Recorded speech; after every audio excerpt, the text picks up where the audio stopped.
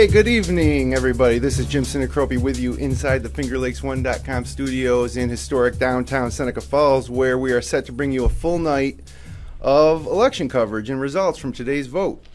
The polls are still open until 9 p.m., so if you haven't, there's still time to get out and cast your ballot, as local residents have done throughout the day today in above average numbers.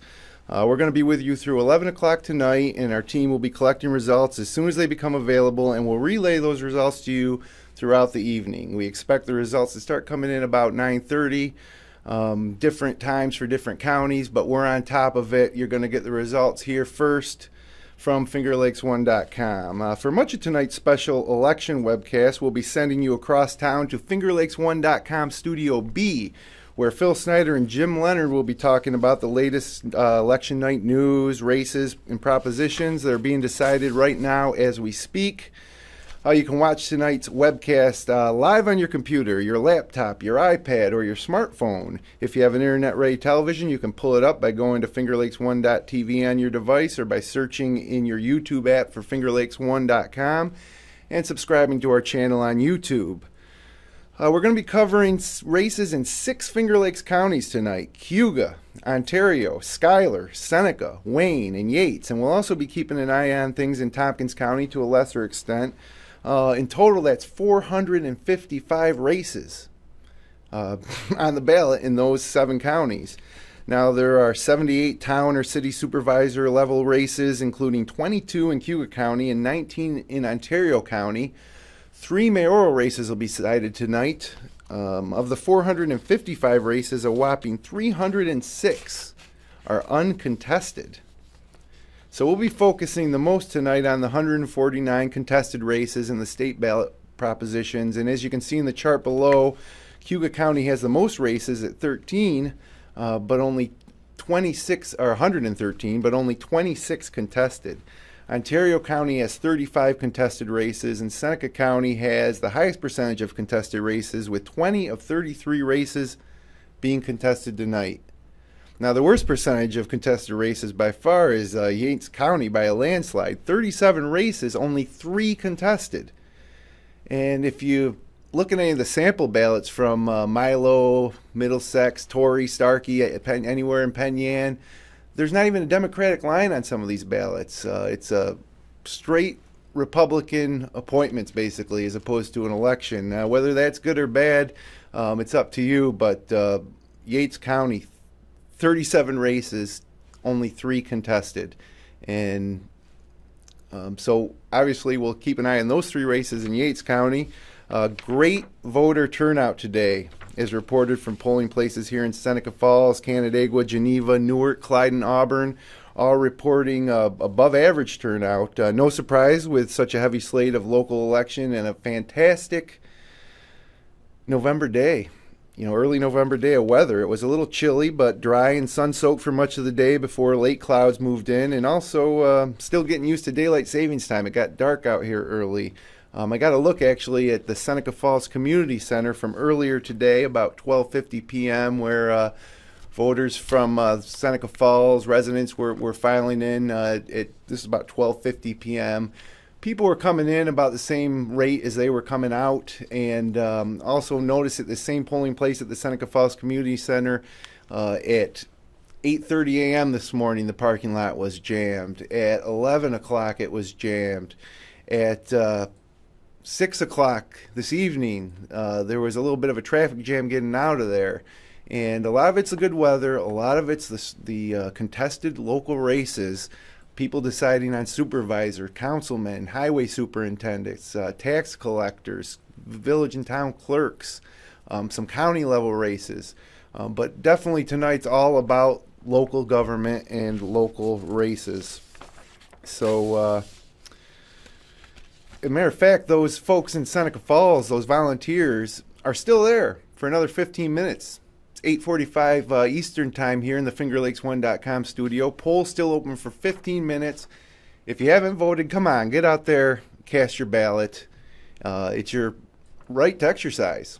And there's a lot of places in this world that be a little jealous, I think, of us here to have that opportunity. And it's exciting. And the best way you can be a part of it is to actually get out and vote. And when you see those vote totals later tonight, you'll know that you're one of those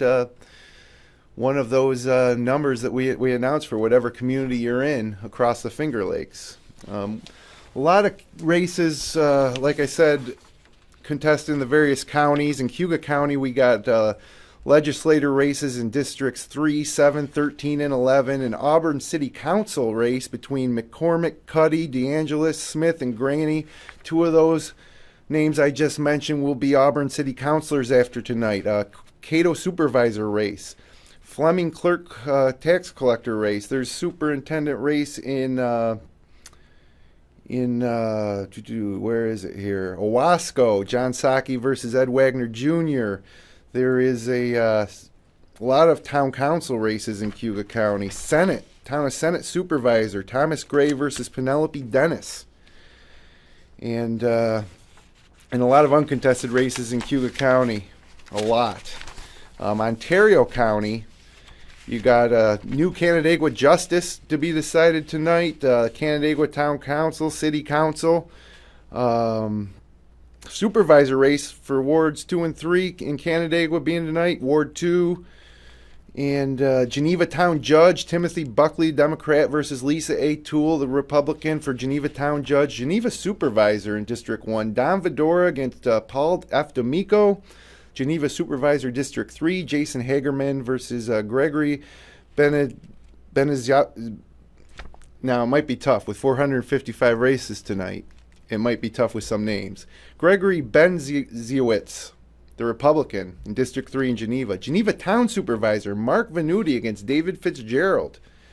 Geneva Town Justice is going to be two of these three names, two positions. Catherine Davies, Myron Docks, Peter Liberator.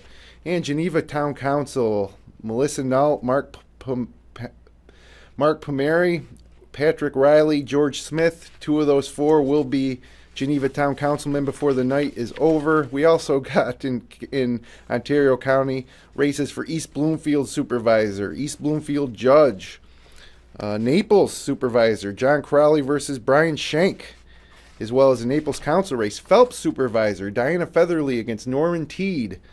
Richmond Supervisor race. Seneca, Town of Seneca Supervisor race in South Bristol. So a lot of supervisors are a big thing. They're the mayors of the town, essentially. They are the leaders of those communities. And a lot of people are either going to be reclaiming those spots or jumping in after winning an election tonight. In Seneca County, right here where we are in downtown Seneca Falls, we have a highly contested race for Fayette Supervisor between Cindy Lorenzetti on the Democratic line and Ed Bardo on the Republican line. Fayette Council, too, is also a contested race. Trout, Johnson, Lowry, two of those three will get a Junius Supervisor. We have a county supervisor race in Seneca Falls, where two of these four names are going to have a spot tonight. Steve Churchill, Peter Same, the Democrats, Anthony Coriali, Greg Lazaro, the Republicans. Seneca Falls Town Justice, two of these three names. Sean Laquidari, TJ Casamassima, and Laverne Chuck Laffler. Two of those gentlemen will be Seneca Falls Justices before the night is out. Well, they'll still have to be sworn in, but they're going to claim that position and take over. And Seneca Falls Town Council, Sue Savageau, David DeLalis, Chad Sanderson, and Antonio the Barber Costantino. Two of those four will be serving on Seneca Town Council. County Supervisor race in Waterloo, Linda Oakes. Her campaign slogan was Oaks for the Folks. She's on the Democratic line along with Jim Clear against Keith Kubasik, Robert Shipley Jr., both Republicans. Waterloo Supervisor, Gary Westfall, Sandra O'Reilly, and Michael O'Brien. Michael O'Brien being on the Republican line. Waterloo Council, Bob Roger, Jamie King, Don Trout, and Scott Ridley. And those are the races in Seneca County. Now in Wayne County, we're looking at a village trustee race in Clyde between Fran Burtz and Neil Kennitz.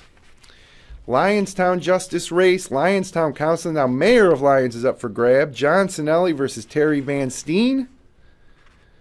Lions Village trustee race, Ontario supervisor, the town of Ontario, the home of the Wayne Golden Eagles High School. They're going to have a new supervisor tonight, Joe Molino and John Smith.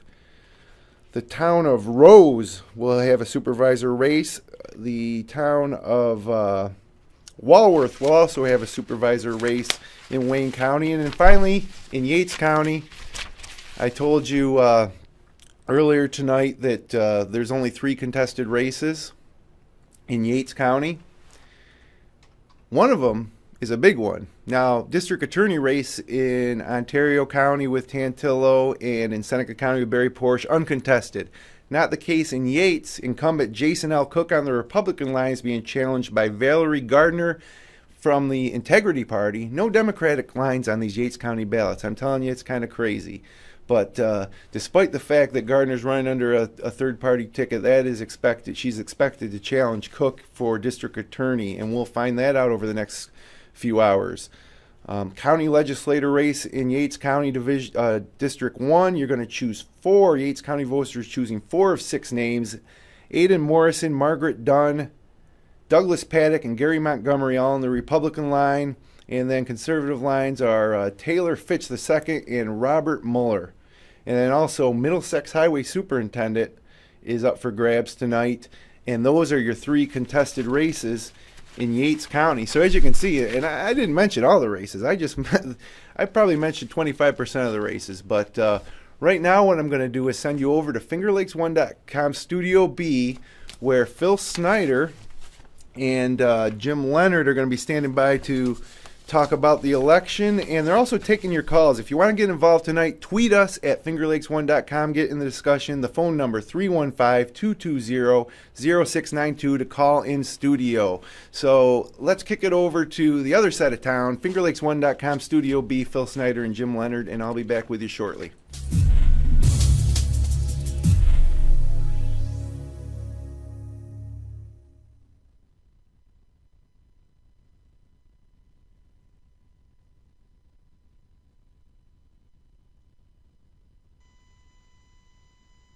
Three, 2, 1.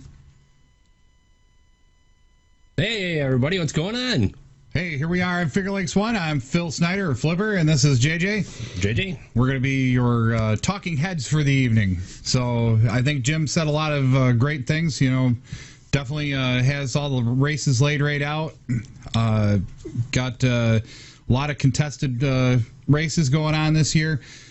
Big year for supervisors. Big year for judges. There's a few mayoral, however you want to say. How about that. Individuals running for mayor? There you go. There you go. That'll work. Right. You know, so there's a lot of big things going on, and you know, we got some statistics for you. We're going to start covering, you know, just kind of covering everything throughout the night here. And there's a lot of proposals out there. Proposals, yeah. We're going to cover the proposals and kind of get everything going. Hey, but we also want to hear from you because, hey, if you've been at the polls, if you want to talk a little bit about what's going on at the polls or how you feel things are panning out, maybe you got your favorite candidate. Give us a call. 315-220-0692. And we will take your call, and we'll put you all live on the air here during election night results. Usually first name and where you're calling from normally, but... Yeah, whatever. Just get on. That's all we really want. Do you have the email up and running by any chance? Or no? I do, but that's for... No, we don't use that one? We're not going to use that. Okay. We're just gonna cover this. Take live calls. Right. So anyway, one of the big things this year that I really find fascinating, especially being the math behind everything, as Jim Sinicropi just had mentioned in his introduction here, you know, there's quite a few contested races, there's quite a few uncontested races, a lot of them are supervisorial, some are mayors, a lot are judges, a lot are highway superintendents. We also have a huge ballot this year for New York State-wide proposals or propositions, as I call them because everybody keeps telling me that, proposition, proposal, what's the difference? Right. Probably no difference, but we know how you don't like proposals, so we'll do a proposition. Okay. So sorry about that. That's okay. It's going to be good. So anyway, one of the big things is I've already calculated some of these numbers. Jim gave us the numbers, but I've kind of calculated some of the additional things like percentages rise.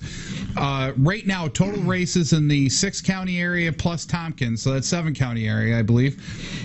There's 455 races going on today, and 149 are contested.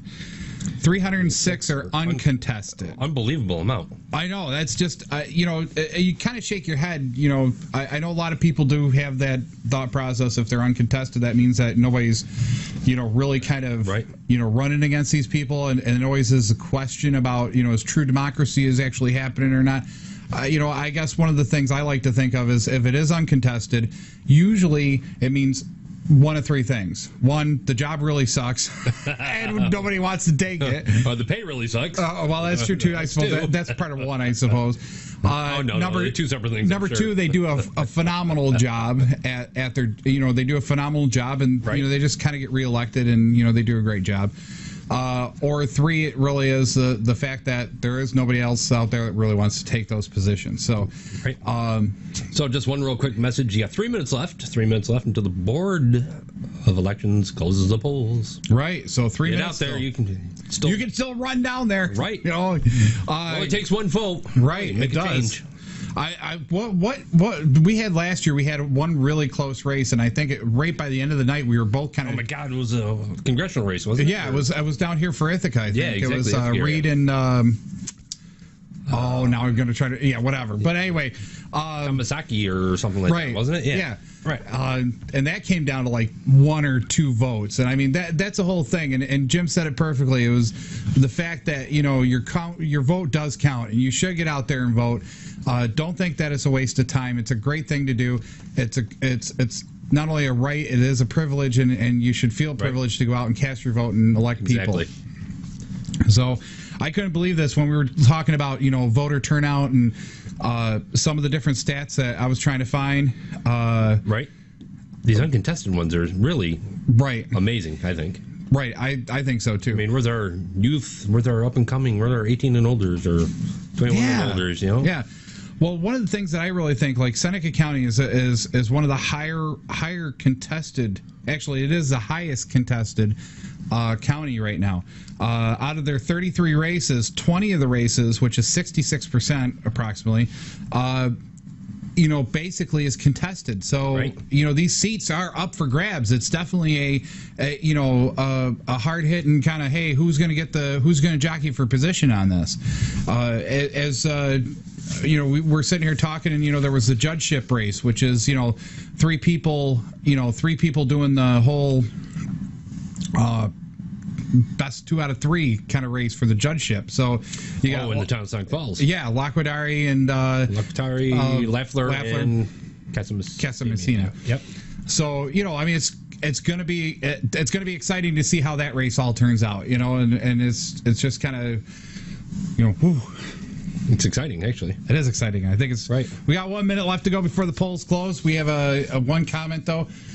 Your camera's too high. I said, okay, we'll fix it. JJ's camera's too high? Yeah, just a little bit. Needs to come down a little bit, guys? Yeah, right there. Beautiful. Right beautiful. there. There you go. How's that work for you? That was from Studio A. Studio A. Thank you, Studio A. You're welcome.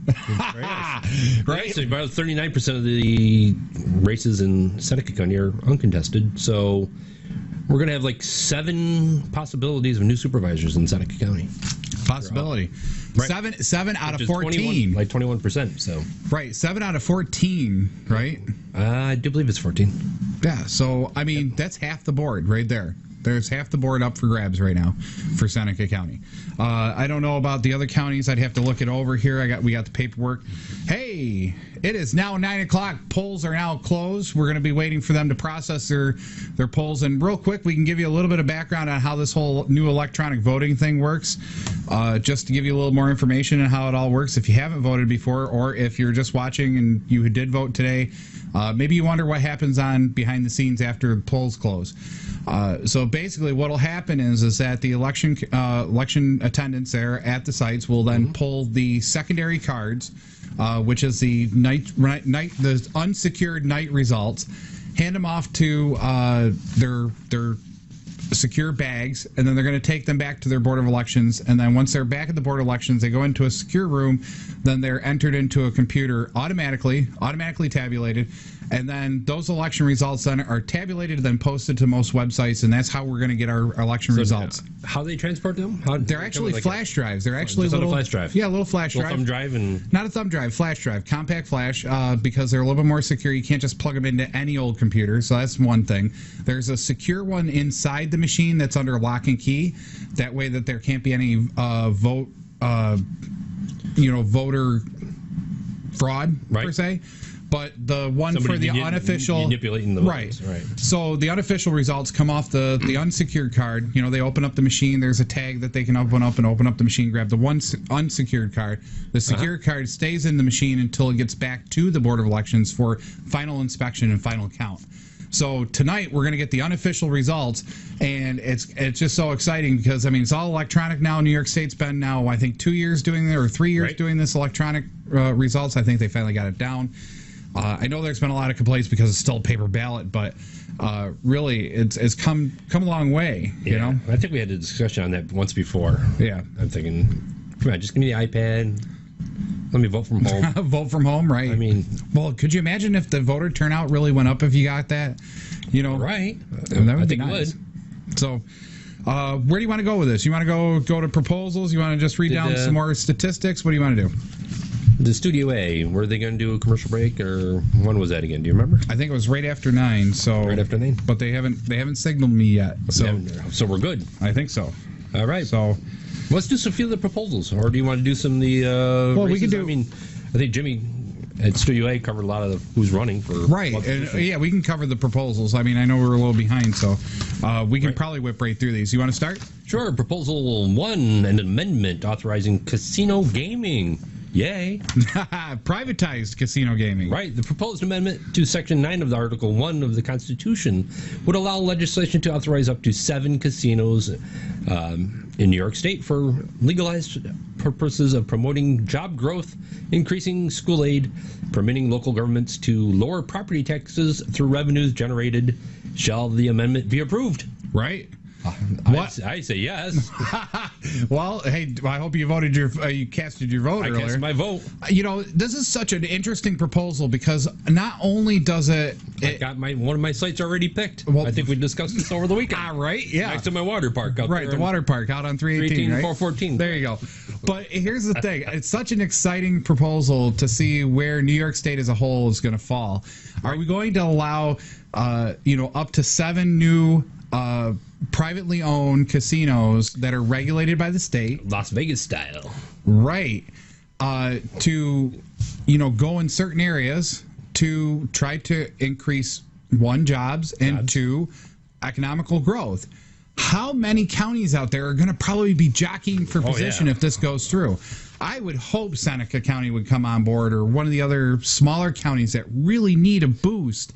Would jockey for position for one of these. Seneca County, what a great opportunity, being the heart of the Finger Lakes. Right in the middle. There's so many good opportunities right here in this area. For economic development. You could easily go down near the depot, or you could go by one of the lakes. You could have a lakeshore casino type thing. It would be phenomenal. It would be phenomenal. But it's such an exciting proposal. Now the question comes down to: are we going to actually, approve it or not approve it? Where do we stand on our ethics? Where do we stand on our values? How do people feel? I don't know how people feel. I really haven't heard too much about this other than the grumbling that it's a casino. Indians. Sure, there's the pros and cons to everything. Really. Right. So I'm dying to see the result of this. I can't wait to see some of the results of this. So ready to move on to number 2? Sure. Proposal number 2, an amendment Additional civil service credits for veterans with disabilities certified post-appointment. The proposed amendment to Section 6 of Article 5 of the Constitution would entitle a veteran who has received civil service credit for a civil service appointment or promotion and subsequently is certified as disabled to additional civil service credit at a subsequent appointment or promotion.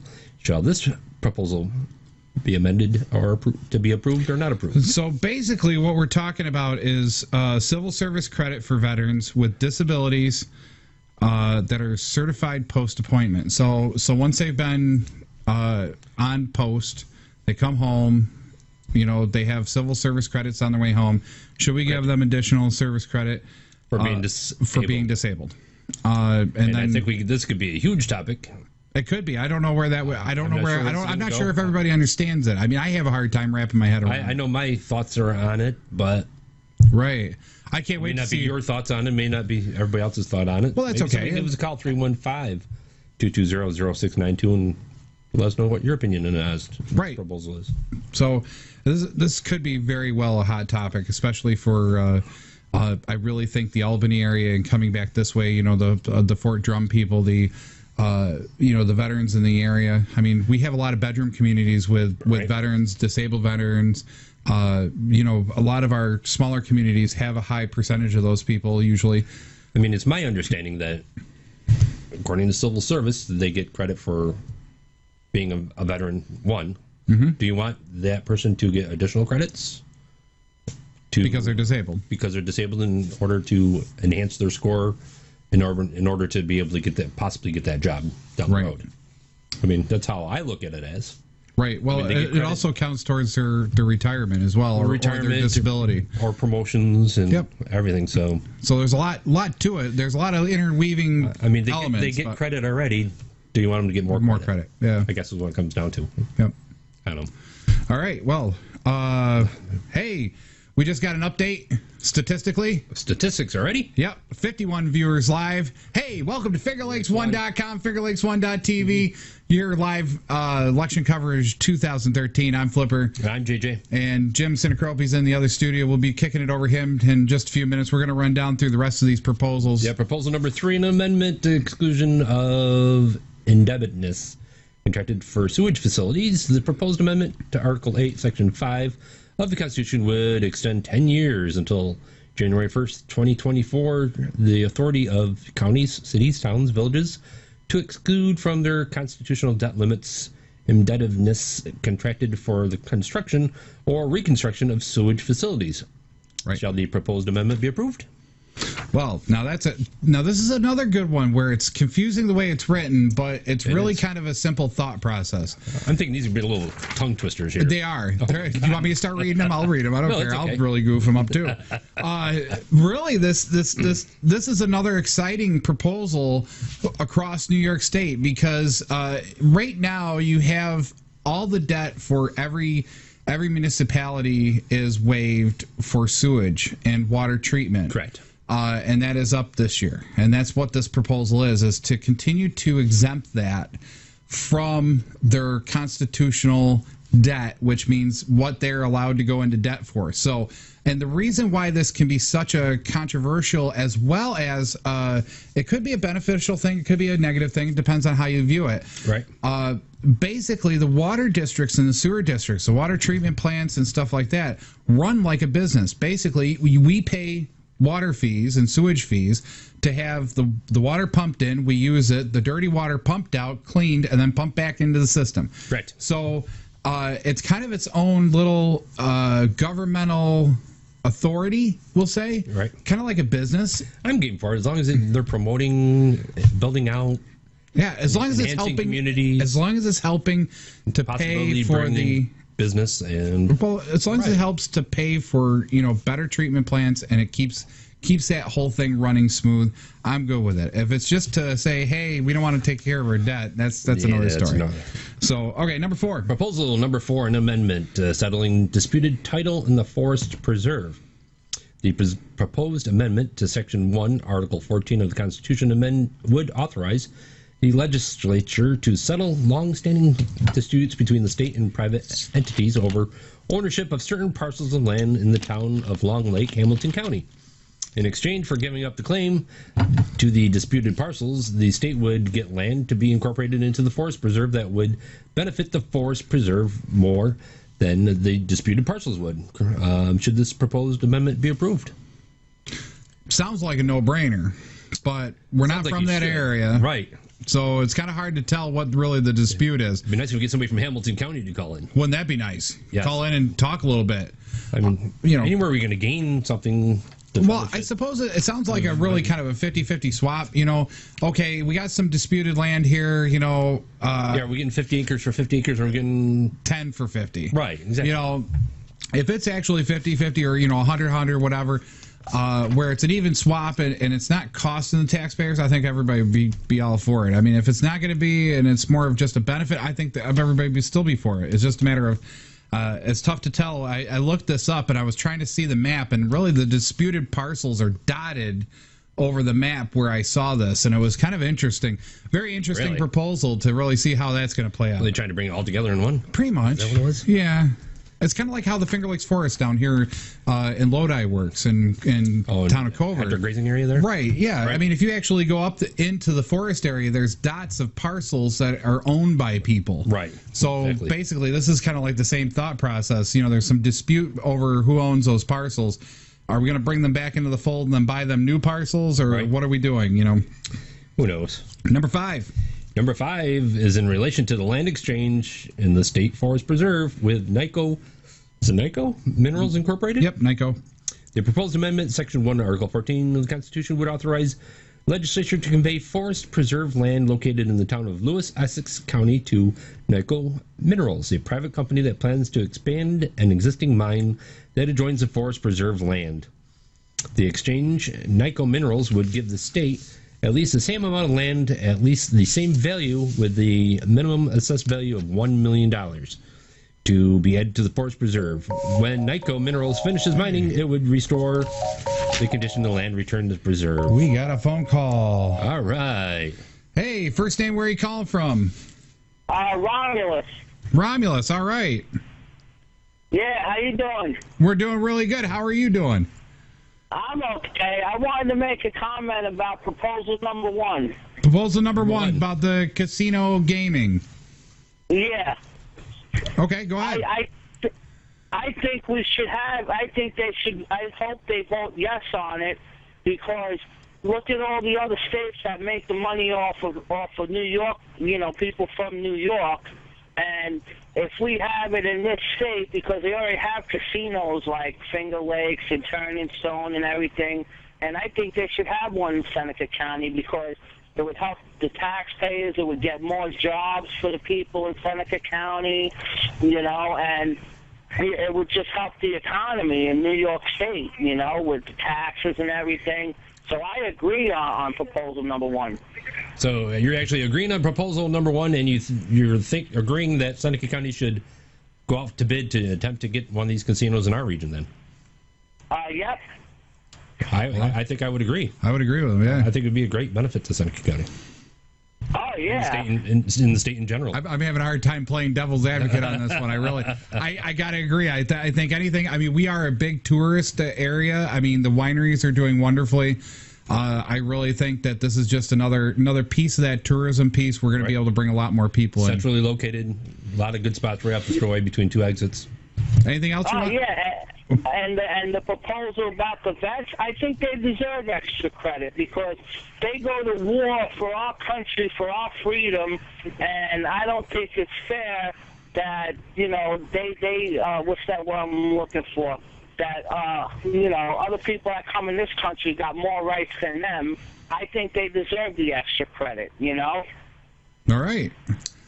Very good. I agree. I agree with that, too, because they fought for our country, and a lot of them died for our country, for our freedom, for everybody to come in this country and live the land, live the life that they're living now.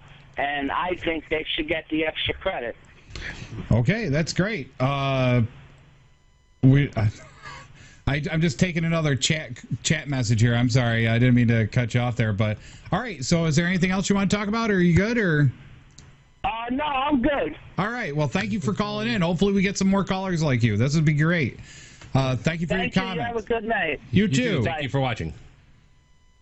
Anyway, that's was awesome. great from somebody from Romulus. I mean, right.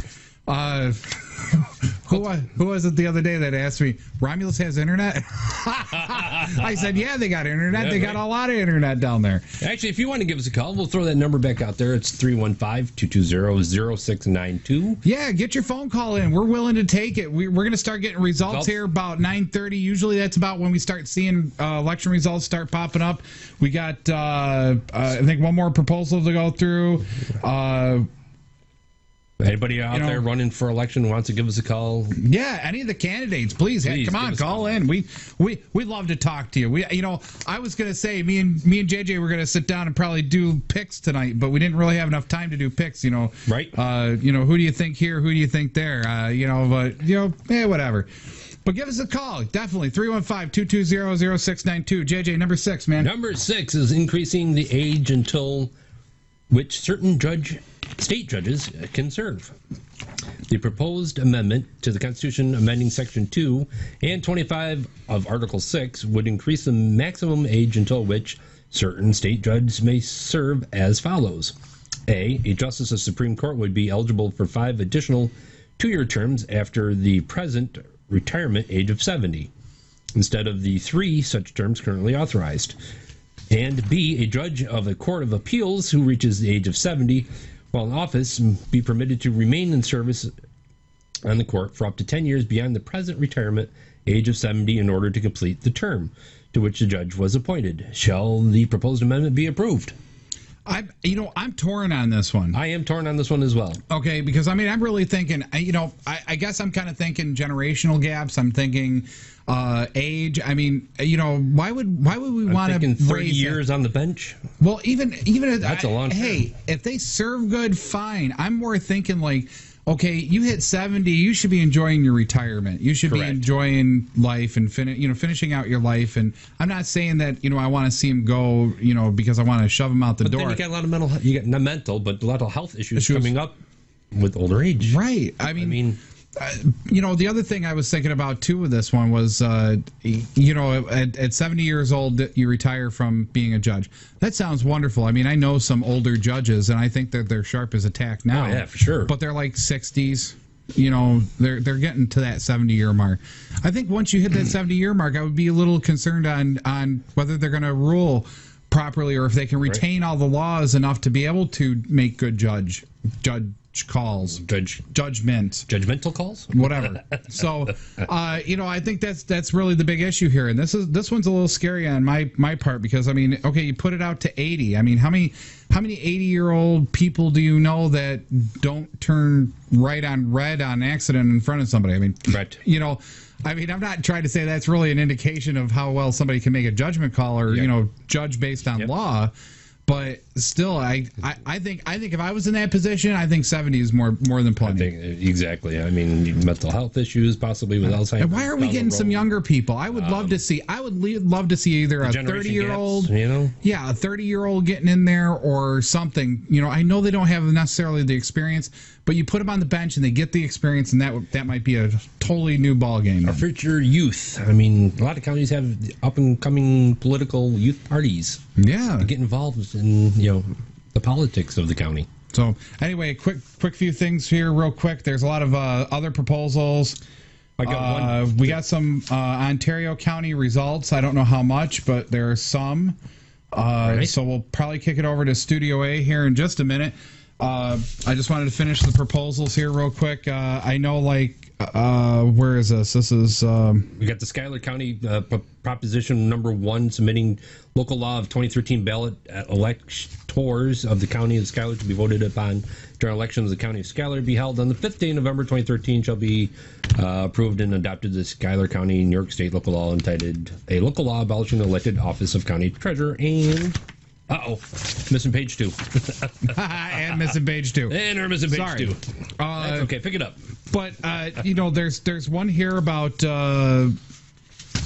town question number 3, proposal 9. Which county is this? Wow, it's so funny. Some of these are labeled nice, some of them aren't. So, right. There's 2 questions here about alcoholic beverage licenses and hotel alcoholic beverage licenses. I believe these Ontario are County. It's Gorham, ain't it? Yeah, Gorham. Yeah, in Ontario County, I do believe. So Ontario County. Well, I think it's mostly Gorham. Is these 2 proposals? Shall the operator of a full-service restaurant be allowed to obtain a license which permits the restaurant operator to sell alcohol beverage for a customer to drink while the customer is within the restaurant? Right. In addition, unopened containers of beer, such as 6-packs and kegs, may also be sold to go for the customer to open and drink at another location, such as, for example, their home.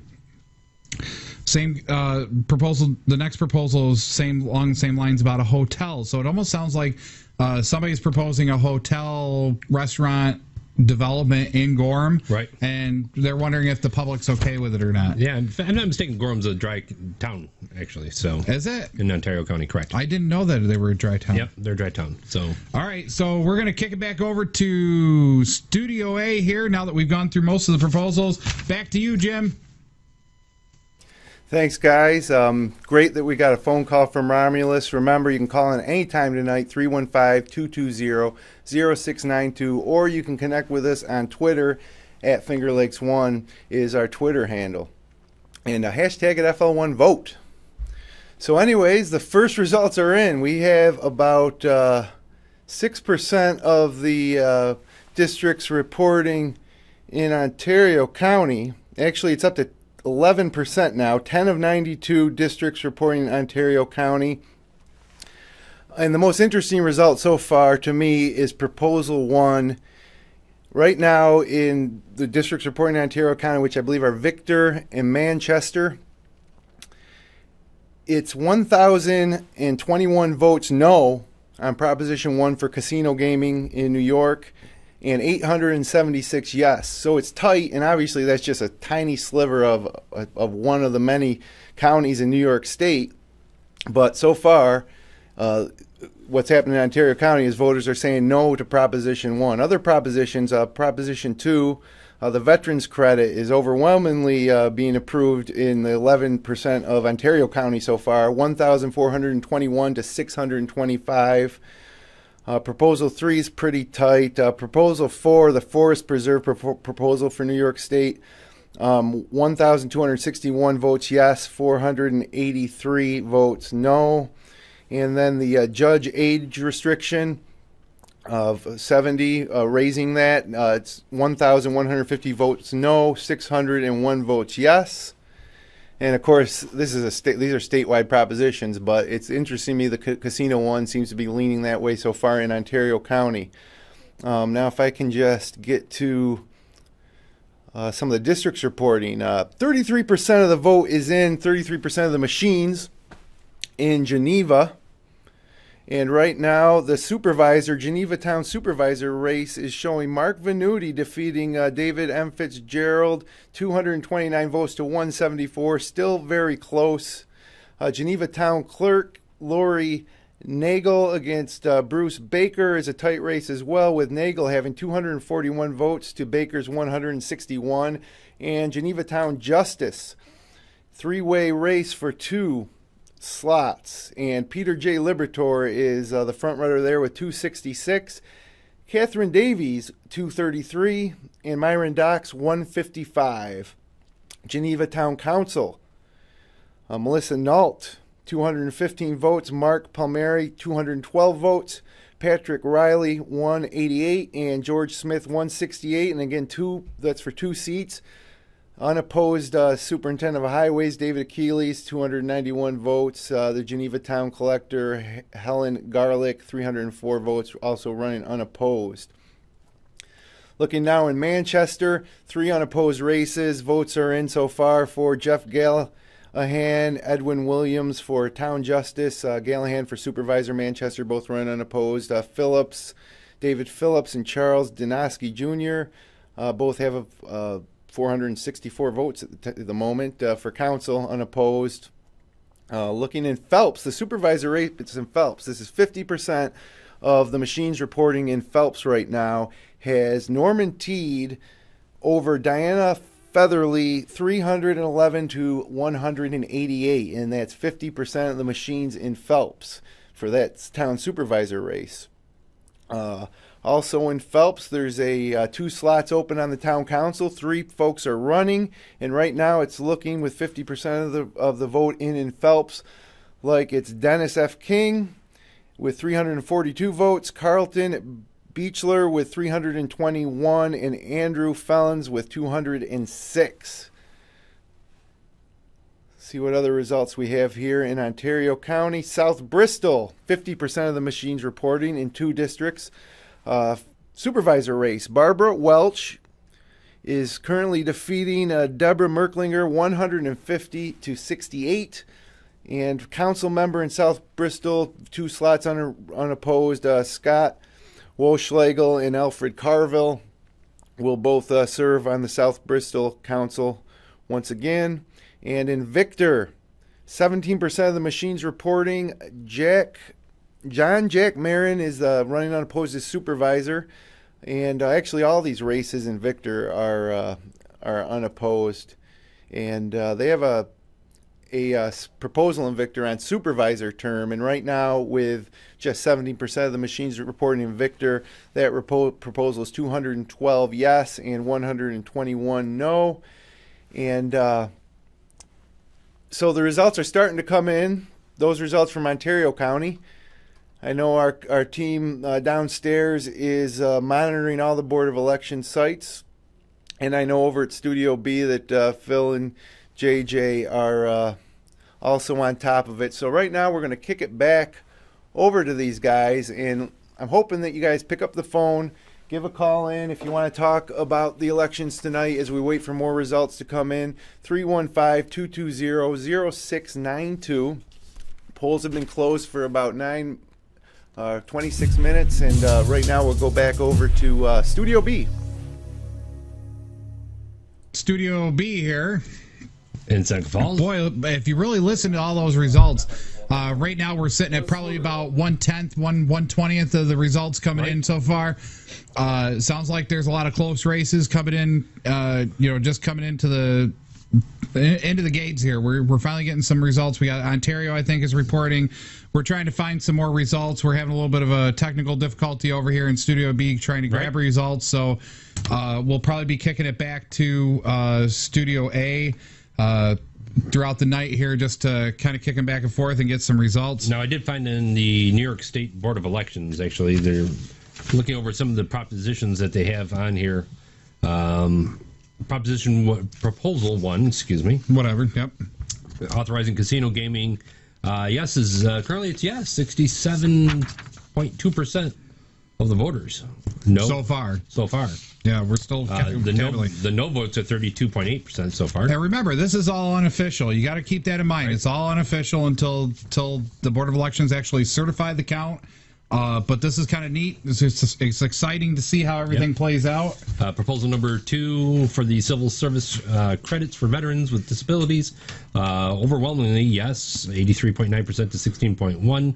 Proposal 3 for the indebtedness is a tight race. It's at 56.1% to 43%. Wow. So that could go either way. That is close. I mean, that could be very economically challenging for smaller communities who have needs to rebuild their water sewer districts. I mean, it's bad enough. I mean, I don't know how many people have seen.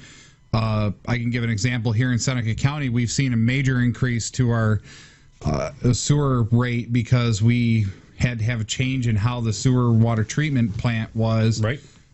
So there was a huge increase to our water bills every quarter. Or 4 months, I think. So I think Waterloo's following suit. They need to do the same thing. It would be very economically challenging if we had to actually pay for it all. Sure would be. Through the sewer rates, which would be very expensive for your average person to be paying. This is true. Proposition 4, the settling dispute title in the Forest Preserve is yes, currently 72%. I don't know how you could say no to it. I mean, right? It's really a weird proposal to have on the thing. You have to 27.6% 0.4% saying no. And, of course, proposal 5 is really too close to call it right now. It's 55.3% to 44% on the in relation to the land exchange for the State Forest Preserve with Nyco Minerals Incorporated. Right. That's a real close one. And I don't know why that one's even close, other than the fact that it's kind of like we've already given Nyco the permission to mine it. Right. But now we got to give them the permission not only to mine it, but they're going to mine it, and then they're going to return it to the way it was before they did the mine. I don't think they just don't want them to go any further. Is the way that could be it. Anyway. Yeah, that could be it too. And the big topic of discussion that we had, Proposal 6, increasing the age until which certain state judges can serve, is overwhelmingly being turned down. Wow, 66.3% voting no to 33% voting yes. So far, yeah. So far. So that was the polls as of 9:25. There's a lot of catch up to make on that one. Holy cow! I mean, if I had to call this right now, it sounds like the casinos are coming out on top so far. Right. Yeah. As of 9:25, anyway. And so number 2 was the no, that's not the in-depth. Civil service credit. Civil service. That sounds like it's a yes. So yeah. I'd probably call that one. What was one of the close ones? The close one was the sewage facility. The sewage facility, 56 to 43. I don't know. I think that's going to go through. I think that would probably propose or pass as well. Then, of course, the Nyco Mineral Incorporated. That's a close one, 55 to 44. Right. And also, some other local proposals or propositions, however you want to say it. There's a lot of races where they're taking the highway superintendent off the books as an elected position or an elected official, and it's becoming an appointed position. So far, like in Seneca County, we got Seneca Falls, Lodi, and Junius all are changing that position from elected to appointed. So that's going to be interesting to see how the people vote on that, because it's going to, one, change it to, basically an appointed position. And then the fact is there might be some term changes. So like the town of Junius has a term change to go from the town supervisor to go from a 2-year term to a 4-year term. So they don't have to run the election so often. Studio A says there's more on Ontario County, and of course I can't pull it up and you can't pull it up over here for some reason. Well, let me take a look, see if we can pull up Ontario County real quick. Let me do the same. We'll work on that, or I can keep talking and you can try it. Some of the really big races, I think once we start getting some more results, we start getting back and forth. You got it finally? Got some from Ontario County. All right, finally. So why don't you keep going here and you can read some. Let's see here. Countywide, 24 of 92 machines reporting in, which is 26% anyway. District attorney, of course. So Ontario County is about a quarter of the way through. Yep. Of course, they're only voting for one district attorney, Mike Tantillo. Congratulations. Uncontested result, right? Yep.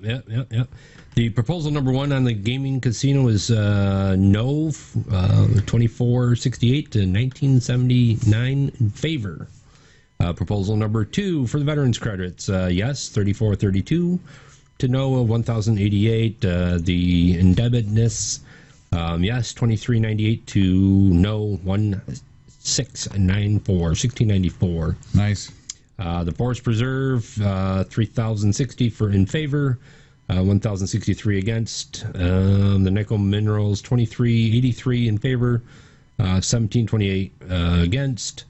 And the judgeships, no, overwhelmingly, 2,739 to 1,469. Wow, that's pretty big. That's pretty big. Yep.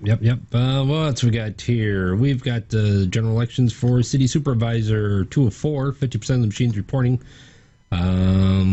City supervisor wards 2 and 3. It was really close. Richard Russell with 159 to Anita Smith at 149. We've got 0.4% city supervisors in District 3. District 2 is not reported in as well. District 1, we're still waiting on. Looks like these might be all from where? Canandaigua? Possibly.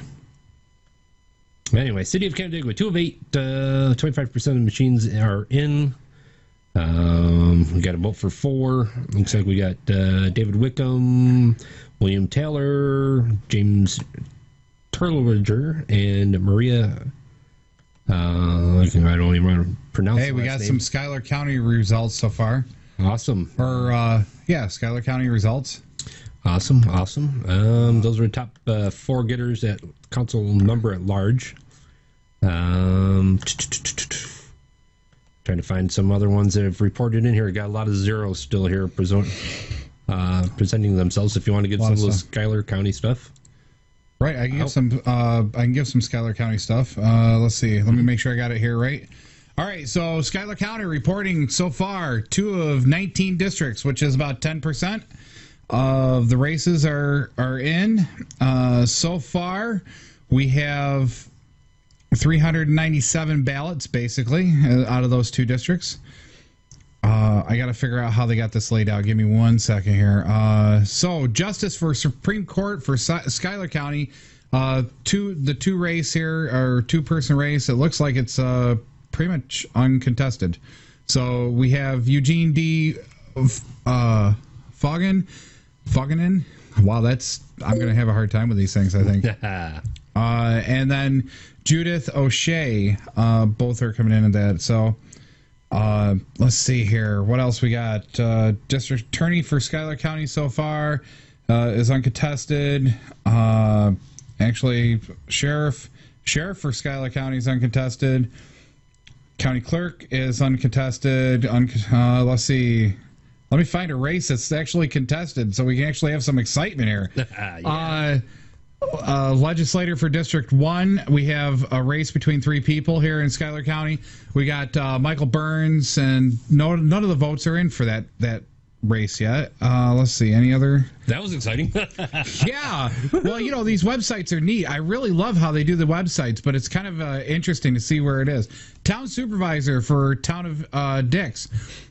In Schuyler County, the town district report 2 out of 3 districts, 66% in so far, 397 ballots. You can vote for 1. It's between Scott A. Yaw and Harold Russell. So far, Harold Russell is in the lead by about 40 votes. Harold Russell has 201. Scott Yaw has 178. So, and there's 1 district yet to vote on that. Town clerk for the town of Dix in Schuyler County. There's 2 out of 3 districts again. We have James McMahon at 195 and Jacqueline Lezyky, Lesyk. I really got to start looking these names up ahead of time. Lezyky? So 164. It looks like James McMahon is in the lead with 195 right now, with 1 district left out. Right. Council member for the town of Dix, we have a vote for 2, and there's 3 people running. We have Craig Gardner, we have Joe Hammond, and Jeffrey Meehan.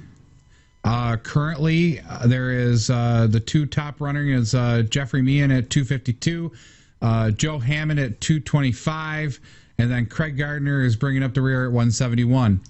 So, and there's 1 district out there as well yet. Nice. Highway superintendent for town of Dix, there's only 1 that's uncontested. Let's see, and then the rest are uncontested at this point. And I wanted to see where the proposals are. I can't find the proposals. Yeah, I didn't see the proposals either on there. Oh, there they are, down at the bottom, very, very bottom. I just gotta get. Okay, so proposal 1 with 2 out of 19 districts right now. In Schuyler County, there's 226 to say yes, 152 to say no. Proposal number 2, the amendment for the service credit, the civil service credit, I believe is right? Right? Yep. Am I right? Okay. Yep. 2 out of 19. Okay, so yes for that is 302, no is 63. So it looks like 82% of the vote is in, or 82% of the vote is yes so far. Nice. Proposal number 3, which was the indebtedness, right? Proposal number 3 is the indebtedness, right? Indebtedness. Correct. Okay, so that's a resounding yes at 66%, 33% no, with the 2 districts proposal number 4, yes, 216 yeses to 129 noes. Correct. Let's see. We got a really close race on proposal number 5 in Schuyler County so far with the 2 districts. 170 yes and 178 no. Ooh. That is super close. And then proposal number 6 is a resounding no, it looks like. Yes is 127 and no is 240. And then the Schuyler County proposition for Schuyler County, which I don't remember what that was, right, is right now a no. So it's 126 yeses and 243 noes. Oh. And that's all we have to report on Schuyler County at this point. I'm going to pop over to Seneca, see if we got anything. There's nothing in Seneca. I got Seneca up now, and well, you know, 0 of 27 it does take districts. It does take a few minutes to get, you know, the cards. You know, that's one thing about election night results. It does take time to get the cards in the briefcases so they're secure, so nobody's tampered with them. Get them in the briefcases, get them driven. I mean, Seneca County is really weird in that respect. If you really think about it, we're what, 4 miles wide or 7 miles wide or whatever we are wide.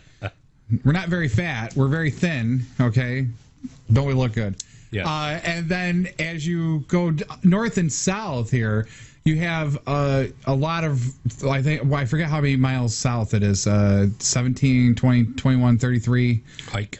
Yeah, whatever it is. Right. But it's a really long county. So by the time they get the cards from Covert and Lodi and even Ovid, I mean, it's a half hour to 45 minutes before they actually can put them into the machines and actually tabulate them. So that's why we're doing election coverage. We probably won't see a lot of finalized unofficial results until probably pretty close to 10:15, 10:30. Right. So if you have any comments on what we're talking about, discuss what we're talking about, give us a call, 315-220-0692. All right, there seems to be some more happening on Ontario site, if you got that up still. No, I just clicked out of it. Let's see if we can bring it up here. You know, I don't know. Somebody really should probably, I don't know if I should call Wayne unofficial results for the general election ain't coming up. I haven't found a thing yet. Oh, I found it. I just can't get to it. It's not clickable. So that's Schuyler. There's Seneca. I got Seneca, Schuyler, and Wayne up. I can't find Yates. Right. Let's see here. What we got here? Well, let's follow up on the town of Geneva. Looks like only 1 of 3 machine reporting districts are reported in so far. Still Mark Venuti over David Fitzgerald, 229 to 174. You know, that's kind in that race. Mark's actually in the lead, huh? Yeah. Let's go to Gorham here.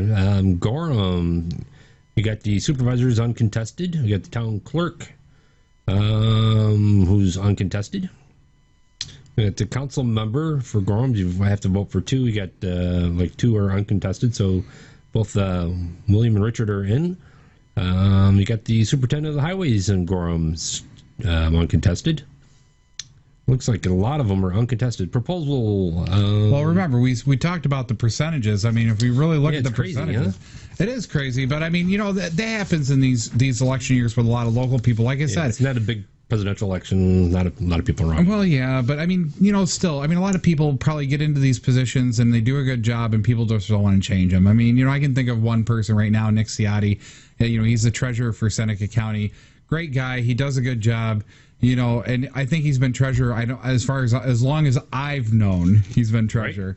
Right. You know, so I mean, I can see, you know, he does a good job. He, you know, people support him, and you know, I can see why he's uncontested. You know, exactly. Who would want that job? Trying to figure out, you know, the finances of the county. You know, I mean, that's got to be a tough job. Exactly. Proposal number 1 for the town of Gorham, the tavern licenses. Yeah, we got results. We do. 212 in favor, 92 against.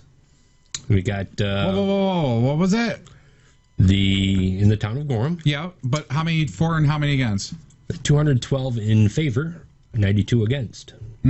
92. So it looks like they're going to be not dry anymore. Not dry anymore. Cheers. Restaurant license for liquor, if I'm not mistaken, was 227 to 76. And the hotel license, 232 to 70 against. So wow, looks like they're catching up with the times. They're not the horse and buggy situation that they used to be, right? Right, exactly. Let's see here. Let's see if we get anything more posted here in Ontario County that's been updated yet. All right, we're going to kick it over to Studio A here in just about 10 seconds. We're just going to make one last thing here.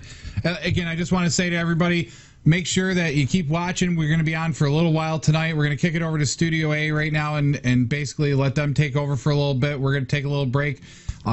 So we'll catch you as soon as they're done with their results. So off to you, Jim, over in Studio A. All right, thank you. Hey, guys, thank you. Got some results from the city of Canandaigua here. In particularly the council member at large race where 4 slots are available. Now with 25% of the machines reporting, 2 of 8 districts reporting right now. We show David Whitcomb with 217 votes, William Taylor 211, James Terwilliger 209, and Maria Bucci with 200. David Cristoforo has 110 and Michael Clopel 104. So that's still very close with just 25% of the districts reporting there. Now, Mayor of Canandaigua, of course, Ellen Palomini has 253 votes. She's running unopposed. I think this is her 11th term. So certainly a fixture there, and she's ready to begin her new term in January. Some other results from Canandaigua. Council member in Ward 2. This is a contested race between Ian Boney with 213 votes, and this is 100%. So this unofficial results, but we can call it. Ian Boney defeats David M. Winter for Ward 2 council member in the city of Canandaigua, 213 votes to 85 unofficially. And, of course, there are absentee ballots in all of these races that need to be tabulated before they become official. But this is actually the first race that I think that we can call tonight. Boney defeats Winter in the Canandaigua 2nd Ward City Council. Some more results, this time from Geneva. That Buckley and Lisa Toole city judge race, Timothy Buckley and Lisa Toole, only 8% of the machines reporting, 1 of 12 districts. It's a dead heat, Buckley 60, O'Toole 56. So as more results come in tonight, that is going to be one that we're going to want to keep an eye on, is that this city judge race in Geneva. Now we got, in countywide in Ontario, 55% reporting. So we're now over half of the results in countywide for Geneva. Still waiting on Seneca County results. We've had some from Schuyler. We're keeping a close eye on Seneca County because we know a lot of our viewers tonight are from Seneca County. So rest assured, we're giving a lot of results for other counties. And just to live up to my word, I have a results from Waterloo. 1,216 ballots in on the county supervisor race for Waterloo, 2 slots. And right now it's Linda Oakes with 496, Keith Kubasik with 673. Actually, across the party line, Kubasik has well over that. He's got 500. No, he's got 673 total. I'm sorry. This is just numbers in front of me are a little different. But Jim Clear, 554, and Robert Shipley, 516. So that's an extremely close race. If it were to end right now, it would be Kubasik and Clear taking the county supervisor slots in Waterloo. Now, town supervisor in Waterloo. Again, this is 1,216 ballots counted. Unofficially, it's Gary Westfall with 615 votes to Michael O'Brien's 567. And that race is close. Westfall has been a public servant in Waterloo for years, and he's getting a challenge tonight from Michael O'Brien. Town clerk vote in Waterloo. It's uncontested, and Sandra Ridley has 921 votes. Here we go. Town of Waterloo Council. You're going to vote for two of these individuals, and the numbers right now are Bob Roger with 622 trails, Jamie King with 647, but they got the two slots if it were to end right now. Scott Ridley 517 and Don Trout 497 in the town of Waterloo. Superintendent of Highways in Waterloo, Joe Mull is currently defeating John Kenny 762 to 415. Sorry that I keep bending down here. I'm trying to keep an eye on my monitor. What else do we have here from Seneca County? That's about it at the moment. Let's take a look back now in Ontario County, where let me get an update on how many county-wide reporting we have. We have 58% of the machines in Ontario County reporting, and that proposal number 1 on casino gaming right now in Ontario County is 5,136 to 4,028. Very close. It's probably going to be that way across New York State tonight. That's good. That is probably the one proposition statewide that's going to have the biggest impact. In Ontario County, it's very close, with about half the districts reporting. Let's look down through Ontario County for some updated results. No results yet from Bristol. In Canada's, we got 100% reporting and a very close race for town council in Canada's. Two slots available. Mark A. Stott, 233 votes. William Hershey, 231. And trailing those two is James Moore with 214, but obviously still very close. 100% reporting, but absentee ballots still to come. Those numbers are unofficial, and that race is too close. It's going to have to wait for absentee ballots. Canandaigua, 71% of the machines reporting now in the town of Canandaigua. That's 5 of 7 districts. Supervisor race, Pamela Helming running unopposed. But the town clerk in Canandaigua, Jean E. Chrisman against Regina Jeannie Kessel.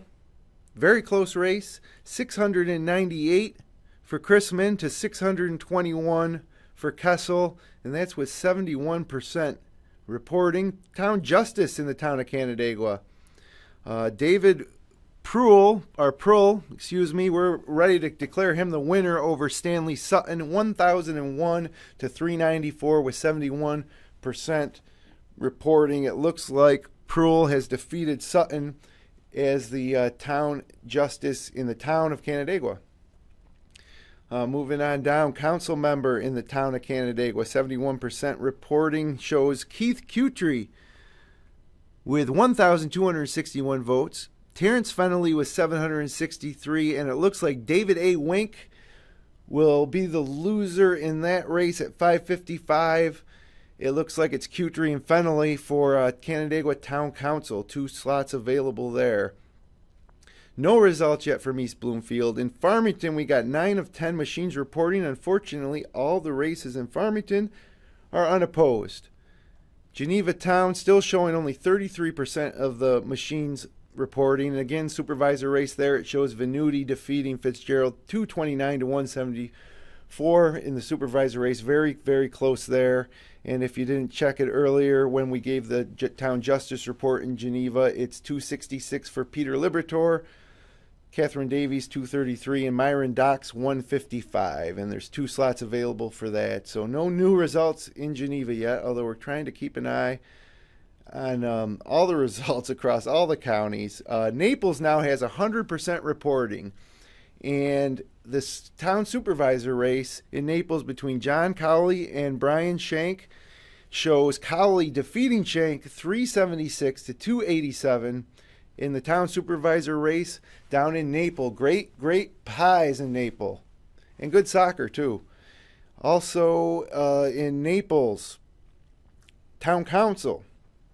We're showing Mary Mueller with 409 votes and Edward Northrup with 351 winning that race over Arden Newhauer with 327 and Mark Donadio with 221. We're going to have to wait for absentee ballots and those results to become official, because that is a close margin there for the second seat on the Naples Town Council. Phelps supervisor now, 67% reporting. Norman Teed with 575. Diana Faraday with 359. That's town supervisor in Phelps. It's looking like Teed has the advantage over Featherly there, but still 33% of the district still report. We can't call that race just yet. Town council member in Phelps, you're taking 2 individuals out of a ballot of 3. Dennis E. King at 625. Carlton Beechler at 584 over Andrew Flens at 399. It's looking like it's going to be King and Beechler on the town council in Phelps.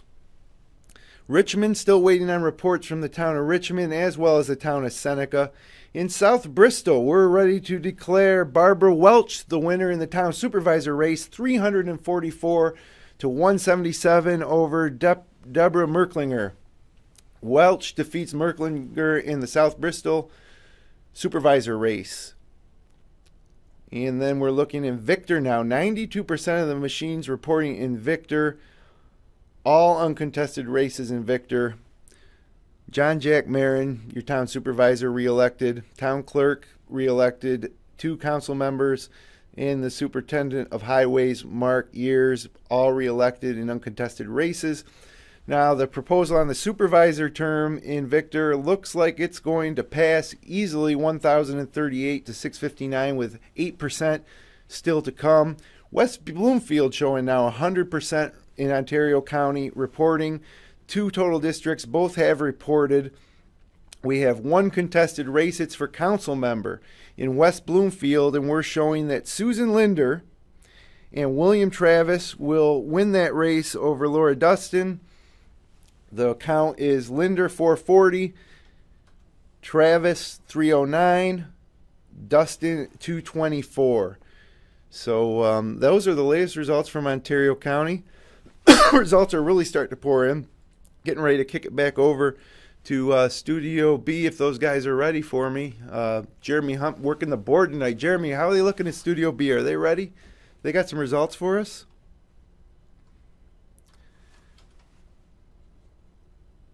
Because I got some more results here if they're not.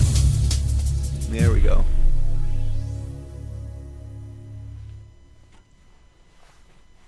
Two, one. I guess we're back on here in Studio B. Welcome back. Welcome back here. FingerLakes1.com, FingerLakes1.tv. We're in Studio B. We're giving you election night results. We got a little bit. Oh, now he does 3, 2, 1. There you go. So, hey, we're back with Studio B. this is so funny. It's kind of like awesome. It's kind of neat the way we're kind of doing this. It's kind of fun. I'd kill myself. We got some Cayuga County results. We got some districts reporting in. They do not have the actual district numbers up here. Right. But it is looking at like county treasurer is a no contest. Hang on. I was going to try to find some of the contested results here in Cayuga County. Right. So if you want to give us a call, talk about what we're talking about, give us a call, 315-220-0692. If you have some election results that we don't have, give us a call. Fill us in. Oh boy! So we got a pretty big county legislator, Orange City County, District 5, over in Cayuga County. Aurelius, 1 and 2, which I'm assuming is their line, and then Fleming. So we've got Aurelius is coming out with about 200 votes, 220. Well, let's see. I'm trying to figure out how does this. Wow, I'm not sure how this is calculating it. I gotta try to do this in my head. So give me a sec. So we got about 2. Where's our 60-second count? I know, right? We did the 60-second. Well, it looks like Fleming is coming ahead here. It really does not look like Aurelius is catching him here, but So county legislator over in Cayuga, close race, but it still looks like Fleming is ahead. Cayuga legislator district 7, there's a 3-way going, but only one district is voted in, and there's only one vote on the page. So that seems kind of weird. Right. Looks like not too many districts have come in other than Auburn. There's a few districts in Auburn that have counted here. Wow, this is such a weird layout. Being at 10 o'clock at night, the stats should be pouring in here pretty soon. Right. But there is some Cayuga County stuff here. I'm just trying to... Okay, we got a phone call. Now I got to remember where it is. First name, where are you calling from? I'm calling from Penyan. Hey, how you doing? Hi, Peg. Good, how are you? Good. Anyway, we're looking Watching at you guys online. Good coverage. Well, thank you. We're trying. But we're looking at the Yates County's website, and they're not showing anything. Do you have any news for us? Yep. Right now, Valerie Gardner is up by about 112 votes over incumbent DA Jason Cook. Wow. Fabulous. So, where did you get that result? Can we get it online, or is it just kind of private to wherever you're calling from, or? You're not going to quote me on this, right? Well, you're out live on the air. We're getting it from the election office in Yates County. Oh, very good. Oh, okay, so they're not publishing it online yet, is what's going on. No, I think they're waiting for everything to get in. Oh, okay. So that would explain why every time I refresh it, there's nothing there. So. Yep. Okay, cool. So there's some results. You got any other results that might be coming out, or is that the only race you're following? Is that a heated contested contest over there? Or? No, right now that's what I'm following, and she's up by a little over 100 votes. Wow. So how many districts in so far, or how far are they done? I don't know that. Okay, so this could still sway one way or the other, but I don't know. Is the incumbent in or not in so far? Not in. Not in, I do believe he said. Right. Right now, the results are saying not in. Okay, so, wow, that's great. Well, hey, I'd love to have you call in a little bit and give us an update once a little bit more is done here. I know we're going to be watching here. We got Yates up waiting, but, like I said, we got zeros across the board, so. Yep. I will, I'll call you back. All right, sounds great. Appreciate it. Thank you. You bet. Bye-bye. Thank you. Bye-bye. So that's great. I mean, if you got results that we can't seem to get, please give us a call. Somebody up in Wayne County, you want to give us a call? Yeah, I know. I don't know what's going on up there. That's strange too, because I mean, I was just looking at Wayne County, and it's like, okay, it's not clickable. There's no link. There's no nothing. Even if you go to the BOE homepage, it's right. Nothing there. Schuyler's still at 2 out of 19 reporting, so they're still behind there. Wayne County's got a lot of sample ballots online. Right. Let's see how Seneca's doing here. Seneca let's refresh. Refresh one more time, and it's still 4 out of 27, so they must still be tabulating out there in Seneca. So we do back to the unofficial election night results for the statewide. Hey, how's that going? How's that updating? Board of Elections from the state. It looks like we got 15 counties reporting in so far. Proposition 1 is 53% are in favor of the gaming casino to 46%. So that's getting close. That's really close. I mean, for statewide, that's really, really close. I don't know where that's going to end up. Right. The veterans credit for their disabilities, 83%, overwhelming to that 16. Has got to be a resounding yes. I can't imagine that proposal ever being turned down. No, to 16% in against. You got the indebtedness for the sewage facilities, 59% in favor to 40% not in favor. That's pretty good. Yep. We got the title for the forest preserve, overwhelmingly in favor, 74% to 25%. Then you got the tight race again for the Nyco Minerals Incorporated, 57% to 42%. And, of course, we got the increasing age of which certain state judges can serve. We got the majority people against the proposition or proposal, 63% to 36% statewide. And that's with 15 counties reporting so far. Wow. As of 10:03. Okay, right, I think I figured out how to read this spreadsheet from Cayuga County. I think. Right. So let's see if I can actually find a race here that's contested, and we'll actually do it. Okay, so Cayuga County. Let's see. Let's start at the top here a little bit. See what we got here. We've got county treasurer, vote for one. So it's uncontested, so it's going to be James Orman. Let's see, another uncontested. Okay, so here we go. County legislator, District 3 has not reported in yet, but District 5 is definitely reported in. I don't know if that's completed results or not, but we have Paul Pickney. It's uncontested. I thought that was a contested one. I'm sorry. Paul Pickney all the way across. Very good. Nobody else is in. That is so funny, the way this is laid out. Okay, county legislator, District 13, we have a contested race.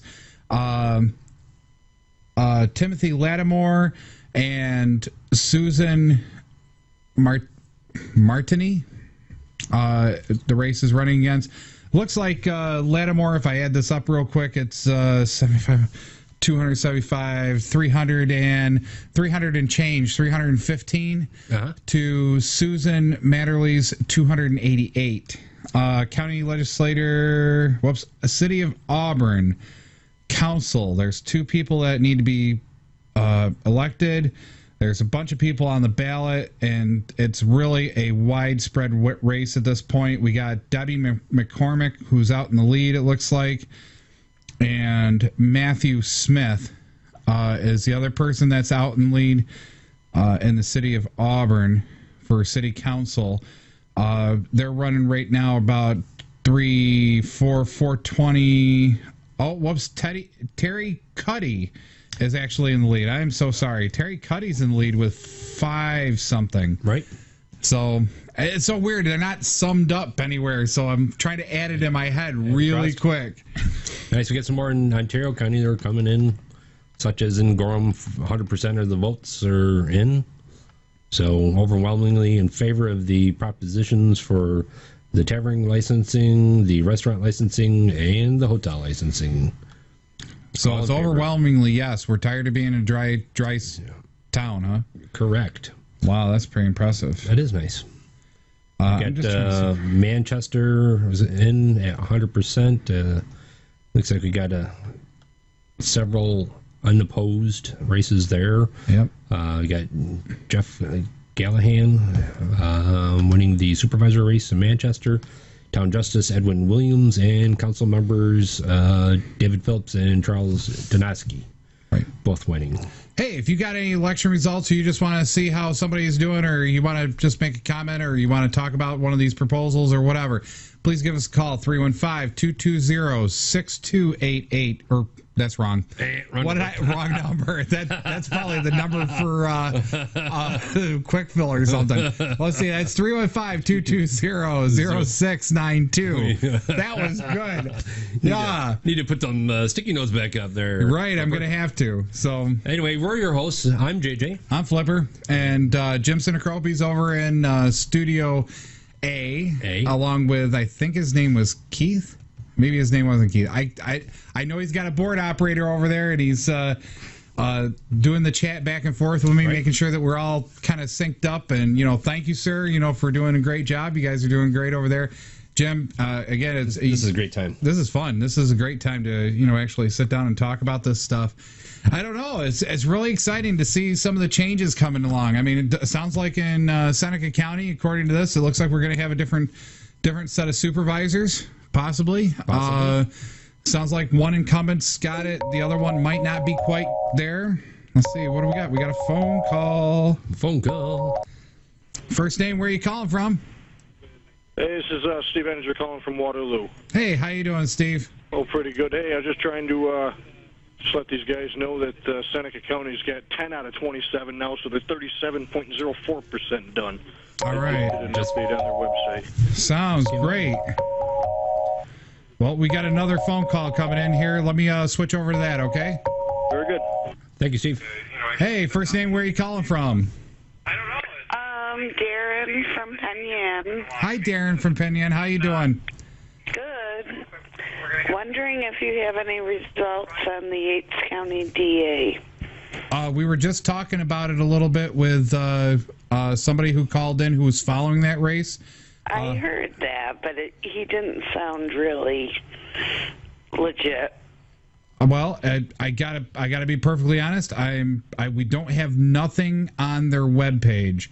Okay. Yates County right now is zeros across the board. I think they're probably waiting for the night to end, and then they're just going to publish all the results at once. Okay. But currently, right now, according to the website, it's zero. If anybody does have any official results, we'll try to have them, or not official, but they're unofficial. But if anybody has any numbers for us, that would be great. We'll definitely publish them on air. Okay, thank you. You're very welcome. All right, bye. Getting back to Seneca County briefly anyway, it looks like we've got the coroner's race. We had to vote for 2. Currently, it looks like we have Debbie Moody Kelly in the lead with 1496, and Tim Snyder Really? coming up in second with 1462, and that's with 2,878 ballots. So how are we so doing far. in Seneca? I mean, what are we up to for districts? 10 out of 20? I do believe Steve said it was 10 out of 27. Oh, right here, yep. We're 37% done in Seneca County right now. It looks like things are moseying right along here. Thank you, Steve, for calling in. Yeah. Where's the proposals? Are they down at the bottom again? Yeah, they are. Let's see how Seneca County's shaping up on some of these proposals. I want to see proposal number 1. I mean, that's the one that I'm always curious about. And of course, there it is. Okay, it's just hidden. So, proposal number 1, authorizing the gaming vote. Right now, 1,600 to 1,000 votes, basically. I'm just rounding the numbers, sorry. But, yeah, that's a resounding yes right there from the 10 districts coming in from Seneca. Proposal 2, a very resounding yes here so far with the civil service credits for veterans. Yep, 2,000 to 400. Right, that's 500 nearly. Almost. Yeah, that's pretty big resounding yes. Proposal number 3, that's a pretty big resounding yes. 1,400 to 1,500 to about 900. Yep. Proposition number 4, 1,700 or 1,750 to 700. No's. So that's pretty impressive. Number 5, the land exchange. That's pretty split down the middle, but it's a no so far. It's 1,226 to 1,234. I don't know. That's way too close to call. Well, yeah, that's really close. And I think the problem here is that probably people see that it's something to do with the NICO company, and they're wondering if it's kind of like that kind of thought process of, block and right, stop, I guess, or is it let them do it and then rebuild it later? So that might be the real issue. Hey, if anybody knows more about that issue, why people maybe in Seneca County are voting no right now, give us a call, 315-220-0692. The proposal number 6 with the age restriction for the judge. Wow, that's a pretty resounding no. I like that. That's pretty good. Yeah, 1,700 no's to 862. Yeses. That's I guess people are like, no, this is not good. So right. Proposal number 7, which is town proposal for Junius, is not in yet. None of the other proposals are in. Proposal number 7 for the town proposition number 1 for the Seneca Falls, which was crap. I got to look it up. I'm sorry. I can't remember what the proposal number whatever was in Seneca Falls. Proposal number 7, town proposition number 1. Oh, highway superintendent, to make it an appointed position. No, they don't want it as an appointed position. They want it as an elected. Overwhelmingly so far, 1,005 to 483. Right, that's pretty impressive, I gotta say. Okay, looks like we're gonna kick it back over to Studio A here in about 10 seconds. Just want to make sure to let everybody know, stay tuned here to Finger Lakes 1. We're on until 11 o'clock, and we're going to keep bringing election results. We're going to be taking phone calls, so if you want to get your phone message out or phone call on, make sure to give us a call. 220. 315-220-0692. Over to Studio A. And Okay, guys, great job. Great getting those calls from Pena. You know, the call we got on the DA race in Yates County with Gardner supposedly defeating Cook, again, that's all unofficial. We're waiting for something official from the Board of Elections in Yates County to post. But that's certainly the one race in Yates County that everybody's waiting for is that DA's race. So Valerie Gardner, we got a report that she is up about 100 votes on Cook. But we'll wait. That's certainly not official. We're waiting on official word. But we do have some official results. They're unofficial until they're certified. But we have 100% reporting now in Seneca Falls. I know a lot of our viewers from Seneca Falls have been waiting for these results. And so let's start out with the county supervisor election. 4 candidates, two seats.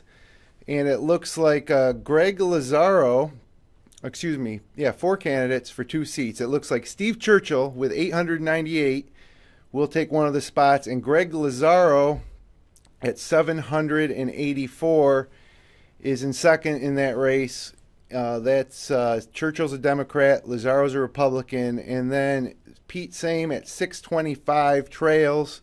Now there was a race a few years ago, I think it was Pete Same for town supervisor, that he had a significant deficit heading into the absentee ballots, and he got a ton of absentee ballots, and that might have to be the case here, as he has 625 to Lazaro 784, Anthony Coriali 550.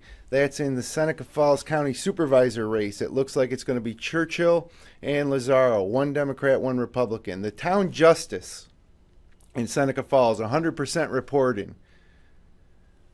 Laverne Chuck Lafler on the Republican conservative line, 1,217 votes, takes one of the slots. The second slot, and this is the one that a lot of people have been waiting for, it looks like Sean Laquidary, the Democrat, is going to edge out TJ Casamasima, the Republican, 829 to 712. Again, absentee ballot still to come, but that's 100% reporting. It looks like town justice in Seneca Falls will be Lafler and Laquidary. Moving on to town councilman in Seneca Falls, 100% reporting. We've got this is a very close race, actually. We're looking at 2 slots out of 4.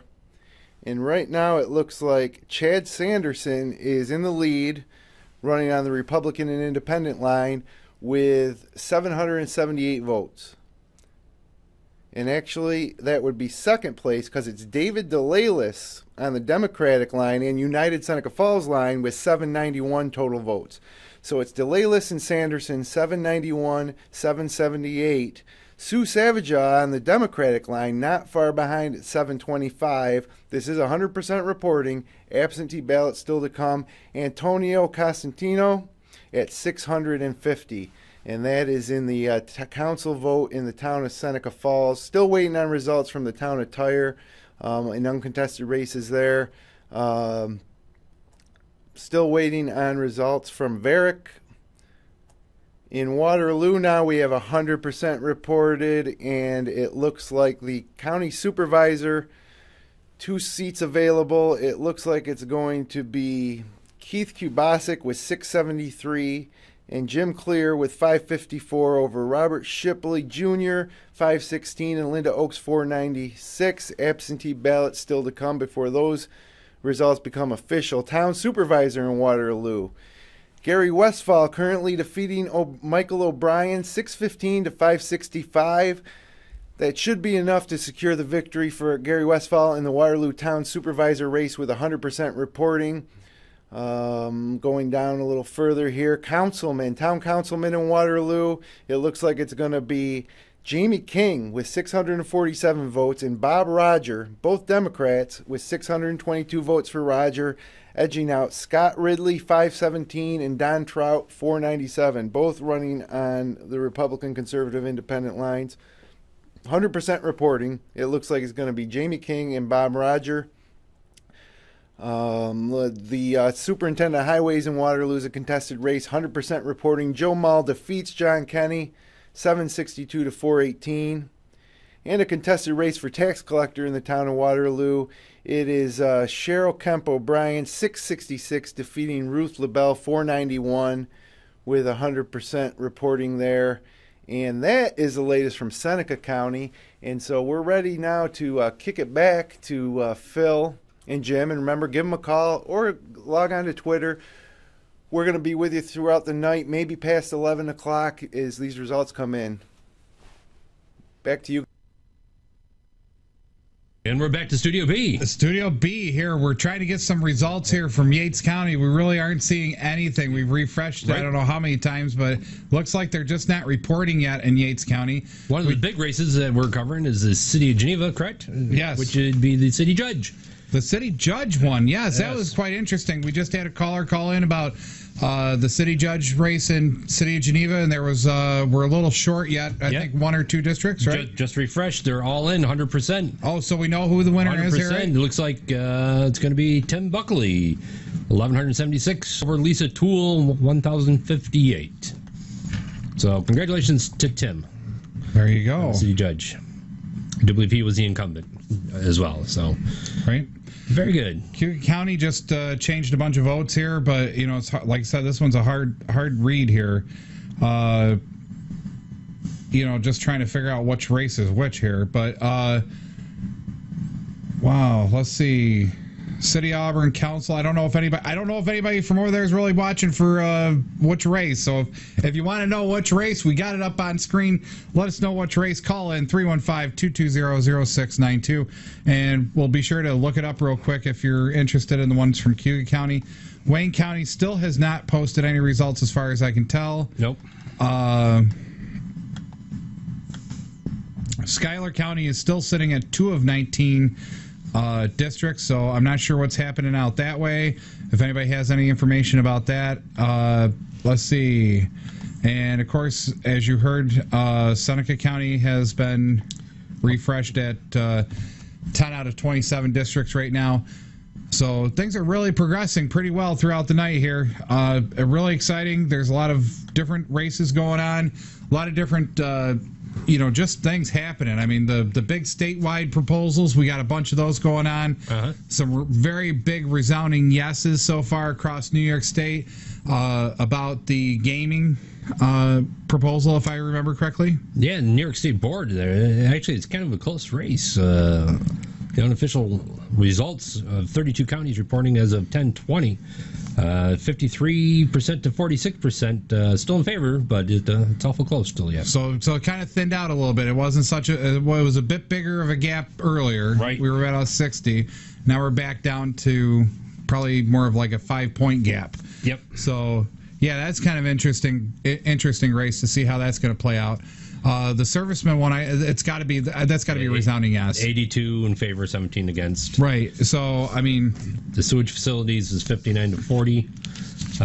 Forest preserve 72 to 27. The NICO minerals is 54 to 45, and the judges is still 64 against, 35 in favor. All right. First name and where are you calling from? Marissa, and I'm calling from Washington, D.C., actually Arlington, Virginia. Okay. I'm calling with unofficial results from the Fayette supervisor. That's my mom, Cindy Lorenzetti, and I've got some poll numbers or vote numbers to provide. Okay, please go ahead. Awesome. Unofficially, 618 to 376. Apparently, my podcast just went down, but I appreciate that because I'm watching it nonstop. Awesome. Cheers. Thanks, guys. Take care. You're welcome. Appreciate Take care it. of Thank you. Bye-bye. Bye-bye. That's awesome. All the way from Washington, D.C., baby. Caller in with election results. Get out of town. Literally. So, yeah. It's kind of. I think that's our furthest caller we've ever had. Ever.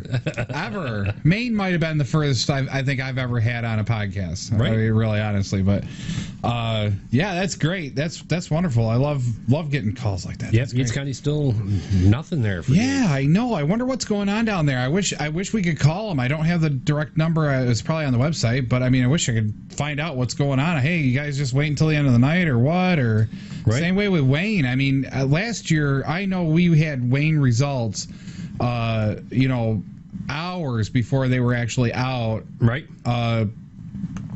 They didn't wait so long on it. I don't know what's going on. Anyway, city supervisors for, let's see here.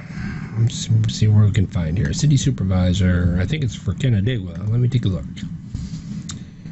Canandaigua.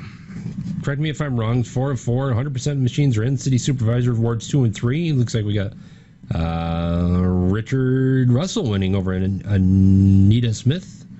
We got District 3. We've got Gregory Bendowitz winning there in District 3. City Supervisor District 2. We got Charles Evangelista, who's unopposed. And it looks like Supervisor District 1 is going to be Dom Vidora over Paul D'Amico, 511 to 412.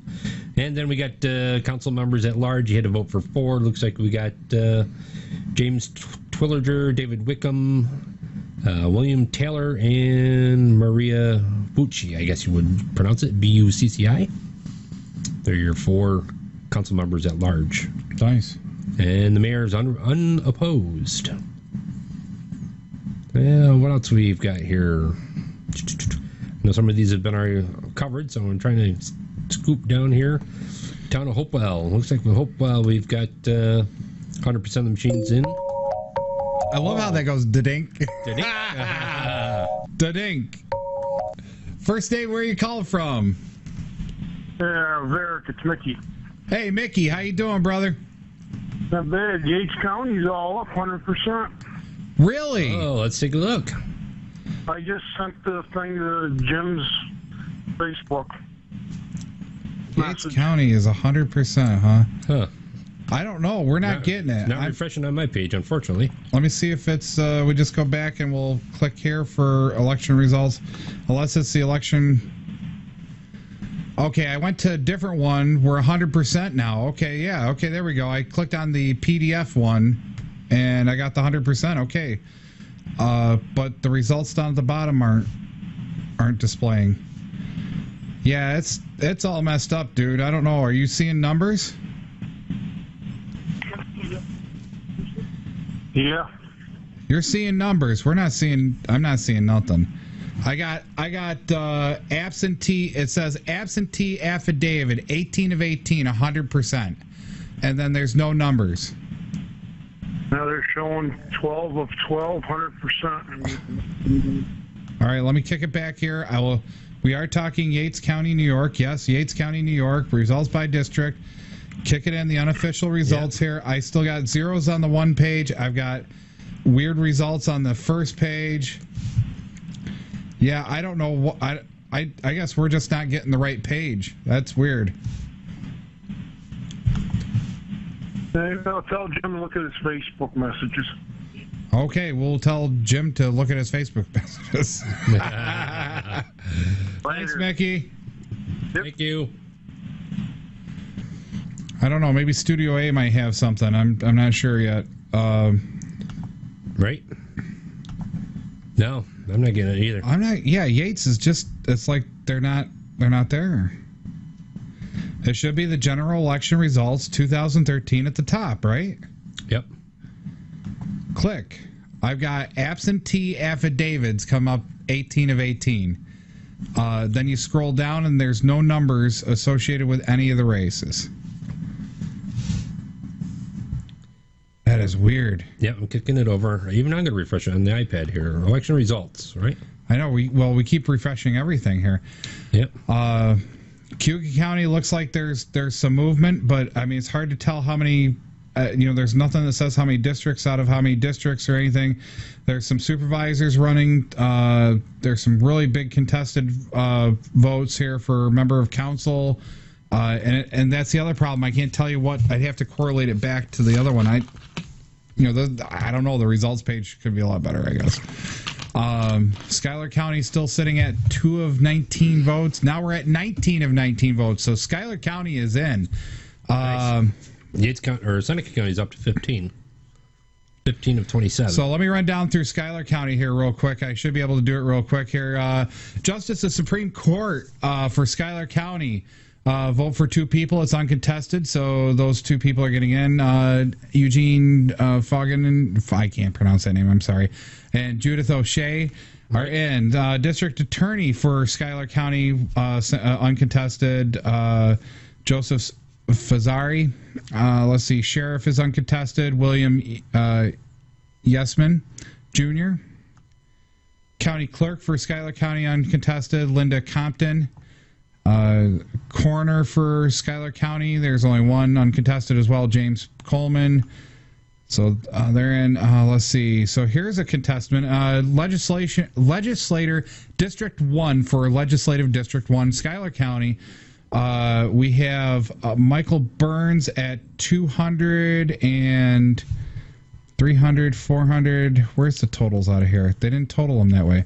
So it looks to me like it's 2, 3, about 400 votes for Michael Burns to Barbara Halpin. 3, 5, 570, about 570, maybe 600 votes. So it looks like Barb Halpin is in the lead, and then Glenn Larson,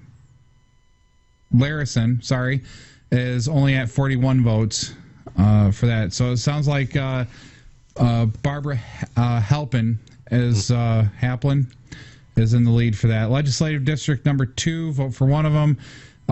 Looks like I can tell you right now, it's Van A. Harp is in the lead with 4, 6, 7, 8, 850 votes versus 3, 5, 50. So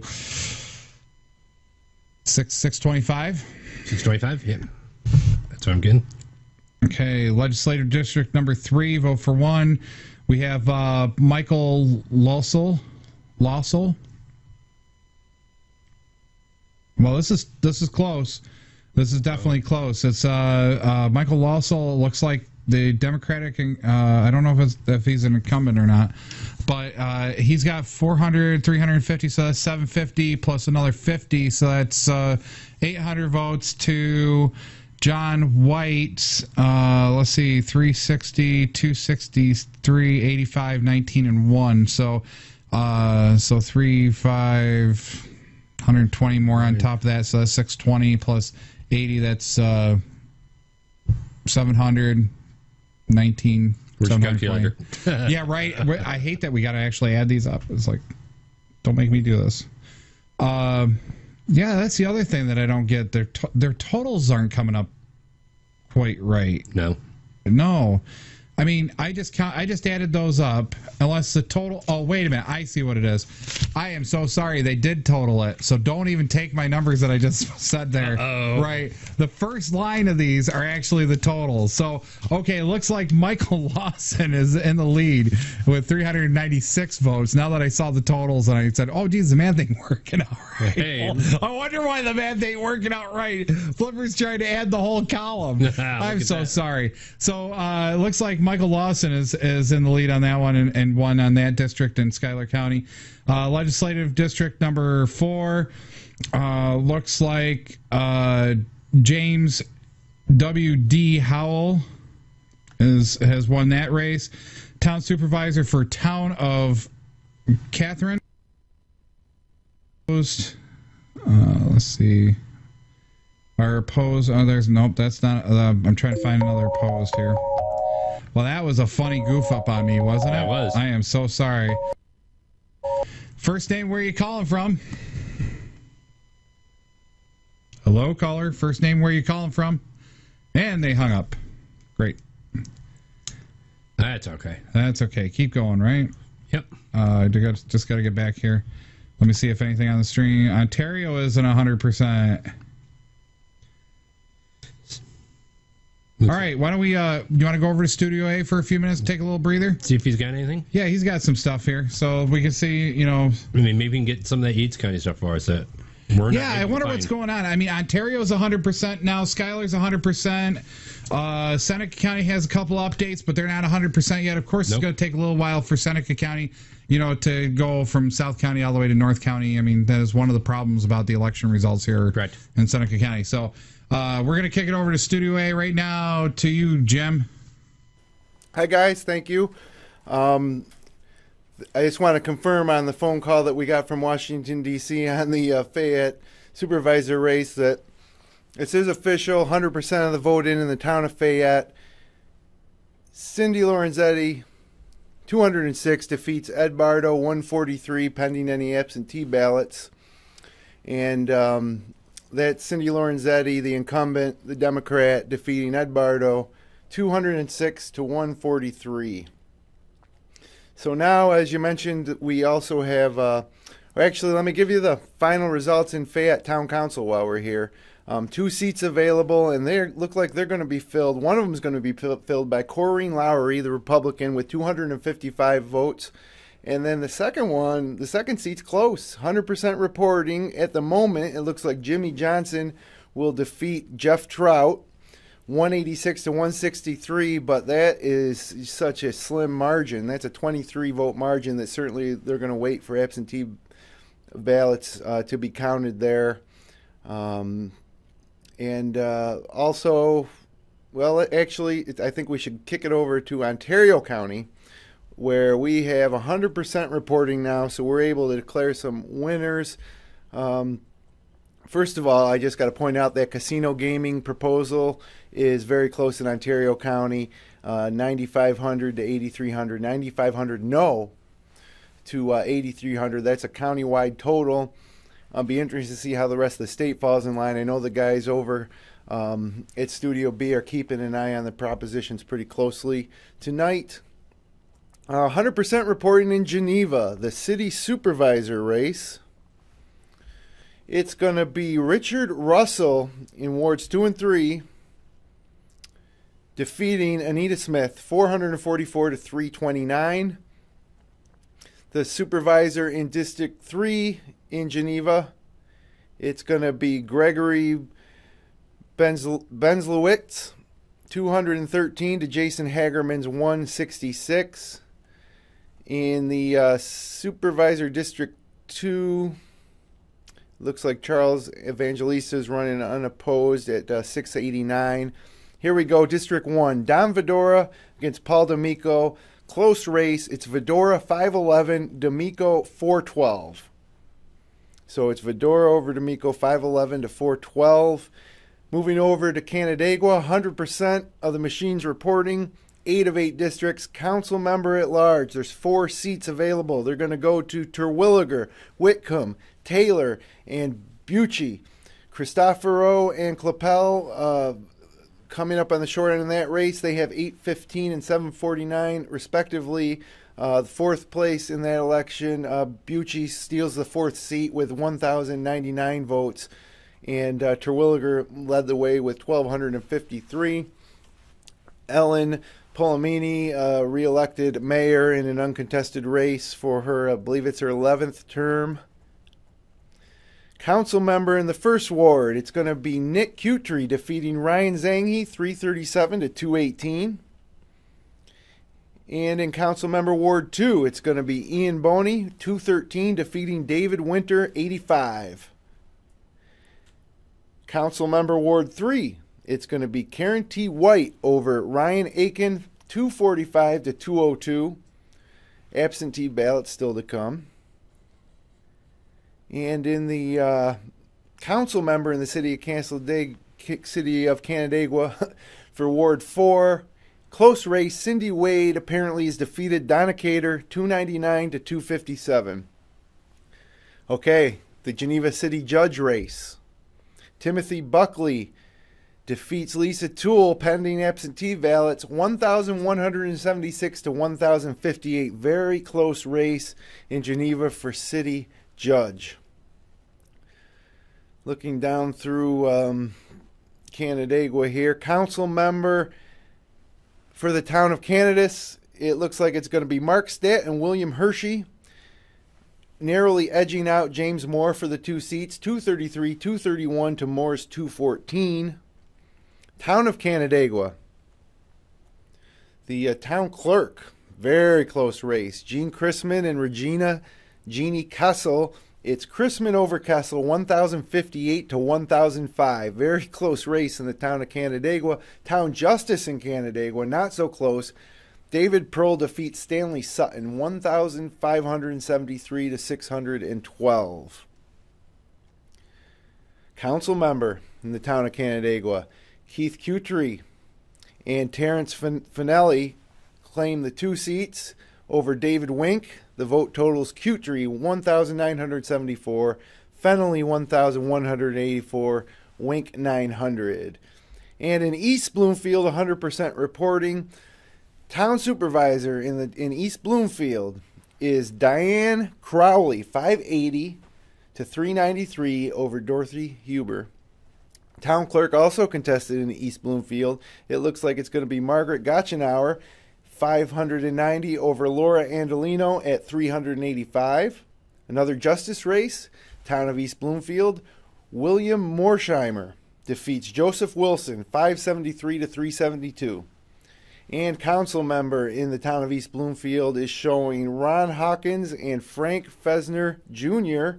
defeating Martin Neenan and Marco L. Falsone. Hawkins 561, Fessner Jr. 546, Neenan 415, Falsone 352. And town of Farmington is also 100% reporting, all uncontested races. Let's go to the town of Geneva. Town of Geneva supervisor is Mark A. Venuti, 543 votes over David M. Fitzgerald with 390. Town clerk in Geneva is Lori S. Nagel, 552 to 372 over Bruce Baker. Town justice in Geneva, there's 2 seats available and 3 candidates. It's going to be Peter Libertor, 607, Catherine Davies, 547, and Myron Docks with 344. Missing out in the town justice race in Geneva. Council member, town of Geneva. The winners are going to be Melissa Nault with 504, Mark Palmieri with 500, Patrick Riley and George Smith with 418 and 391 respectively. Nault and Palmieri claim the council seats in the town of Geneva. Gorham has 100% reporting. There is looking for contested races in Gorham. Not any, but big proposition on tavern licensing, restaurants license, and hotel license. The totals are in Gorham. On the tavern license, proposal 7, 509 vote yes, 157 vote no. On proposal number 8, restaurant license, 542 vote yes, 126 votes no. And proposal 9, hotel license, 546 yes, 122 no. Moving on to Hopewell. No contested race. There's one contested race in Hopewell. It's for the highway superintendent. Matthew Curran defeats Jason Shadler, 368 to 229. Manchester showing no contested races tonight, although they re-elected their town supervisor Jeff Gallahan and their town justice Edward Williams. In Naples, it's Cowley over Schenck, 376 to 287.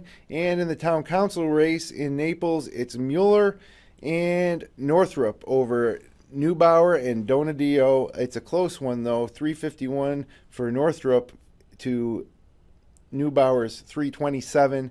That's going to be pending absentee ballots. The superintendent of highways down in Naples, David Voss II, re-elected unopposed, 610 votes, as was the tax collector Joan Austin Schenck with 626 votes. In Phelps, Norman Teed defeats Diana Featherly, 718 to 458. And in the town council race in Phelps, it is Dennis King and Carlton Beechler claiming the 2 seats over Andrew Falens. King 801, Beechler 744, Falens 508. Town of Richmond supervisor race. It's going to be Ralph Angelo over 2 competitors, or 2 candidates. Angelo 540, Edward Jackson Jr. 396, Lyon Emerly 296. Your town supervisor in Richmond is Ralph F. Angelo. Town council member race in Richmond. The winners are Daryl G. Marshall at 654, Randall T. Walker at 523 over Gary Hubble at 478, and Daniel Swingle at 439. Superintendent of Highways in Richmond, Thomas Fleeg, 831 over Gary Wittenrich, 362. The town of Seneca supervisor race. John T. Shepard defeats Catherine Bennett Roll, 347 to 165. And no more contested races in Seneca. South Bristol supervisor race. It's Welch over Merklinger, as we reported earlier, and Robert C. Cohn elected to the council to fill a vacancy. That's just a 2-year term for him, unopposed at 347 votes. And that's all the results now for Ontario County.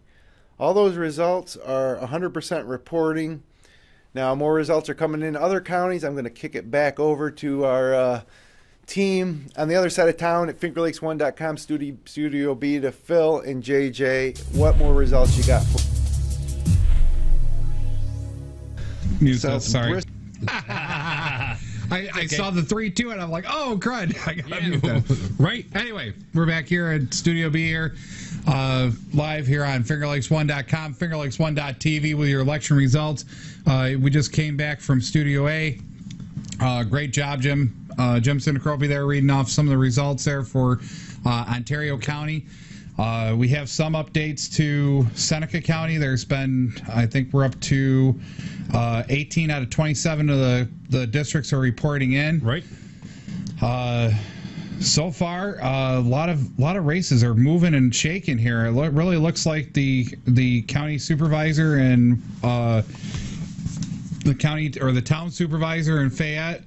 We've got Cindy Garlic Lorenzetti at 618 and Ed Bardo at 386. So I'm not sure if all 3 districts are in because it's not really saying that it is, but I'm going. Right. I think I could probably assume it probably is, or pretty close. We have councilman for the town of Fayette. We have Jeff Trout at 523, Jimmy Johnson or Big Red at 519, and Corrine Lowry, sorry, I do believe. 723. So really, it's a toss-up between Jeff Trout and Jimmy Johnson. Correct. Again, we don't know if all the districts are reporting in yet or not. It looks pretty close, so let's see. Superintendent of Highways for the town of Fayette, William Trout, unopposed. Unopposed, yep.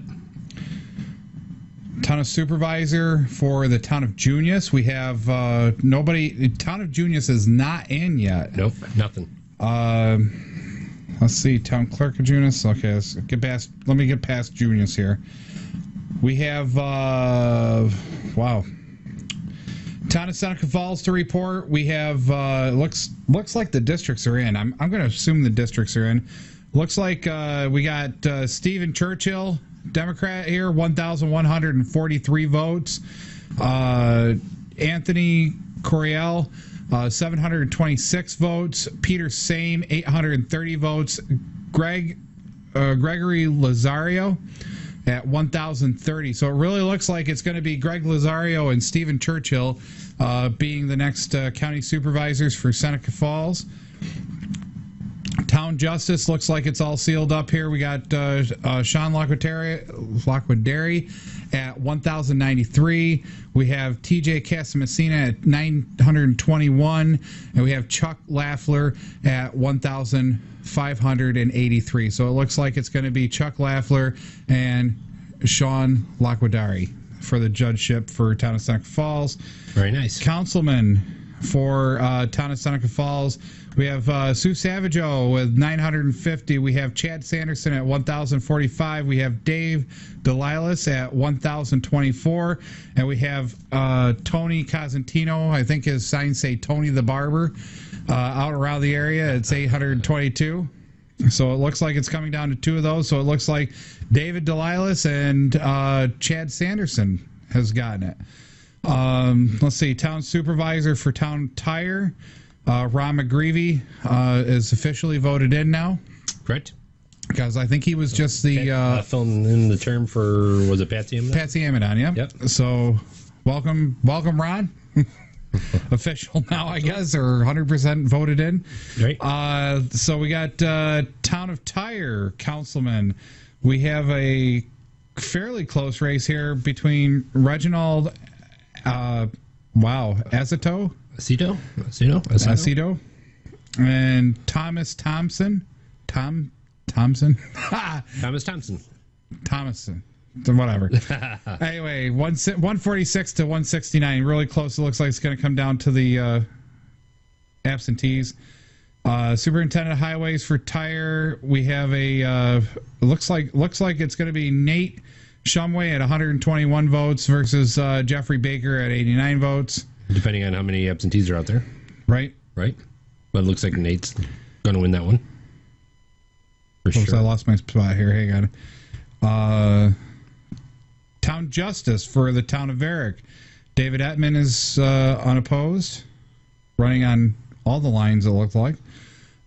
Councilman for the town of Varick, we have Kathy Russo and Peter McDonald. It looks like they're unopposed technically because you vote for two, so those are the only two on the ballot. County Supervisor for the town of Waterloo. Here's where that close race was coming in for Waterloo, right? We discussed earlier, yeah. Yeah, so Linda Oaks at 616, Keith Kabasic at 923, Jim Clear at 721, Robert Shipley at 757. So it looks like Kabasic and... Whoops, sorry. All right, first name, where are you calling from? Sean Laquaderi. Hey, Sean, how you doing? What's going on, guys? Not much. Congratulations, it sounds like. Yeah, thank you. I appreciate it. Cool. So... Looks like all the votes are in. We're getting pretty close. We're getting pretty close here. It looks like 18 of the 27 districts are in. I would say that it's pretty close. Yeah, we're pretty excited here. Yeah. Look, I just lost the election results. You still got them? I got them up here. Let me all see right, here. there we go. We're at 23 out of 27. So 23 out of 27? Yep. I don't know which ones haven't reported in because there's no detailed log, but yeah, it doesn't update it. Yeah, that just refreshed itself here as well. But that sounds. I mean, it really sounds like there's probably let's see, 102. Yeah, about 172 votes between you and TJ Casamassina. Yeah. It looks like even with the absentees, I don't think there was more than 100 absentees. So I think we're gonna pull this off. I just want to take a time out and just thank everybody that's helped me and supported me through all this. I'm pretty proud that we ran a pretty good and clean and respectful campaign throughout all this. Well, I can't get over your photos. So your photos were great. Yeah, I had some good people helping me as far as my website and and trying to promote myself and get my name out there. Being that I wasn't born and raised in Seneca Falls, but my wife and her family has lived here, so. Right. So I got to ask. I mean, you're probably one of the younger candidates, right? Yeah, I'm 44. Okay, hang on 1 second. Let me take the other call. Okay. Sure. First name, where are you calling from? I'm calling from Ovid, wondering what, Jim from Ovid, wondering about Covert. You got anything on Covert? I think we do. Hang on, let's... Covert just came in, actually. I was just looking at that. I can bring it up for you here. We'll bring that up right after we get done with Sean, okay? Thank you. Thank you. He hung up. I thought that's what the click was. Right. Hey, Sean, you back? Oh, shoot, I hit end. Sean, let me see if I can recall him. Let me hit redial. Let's see if we can call him back.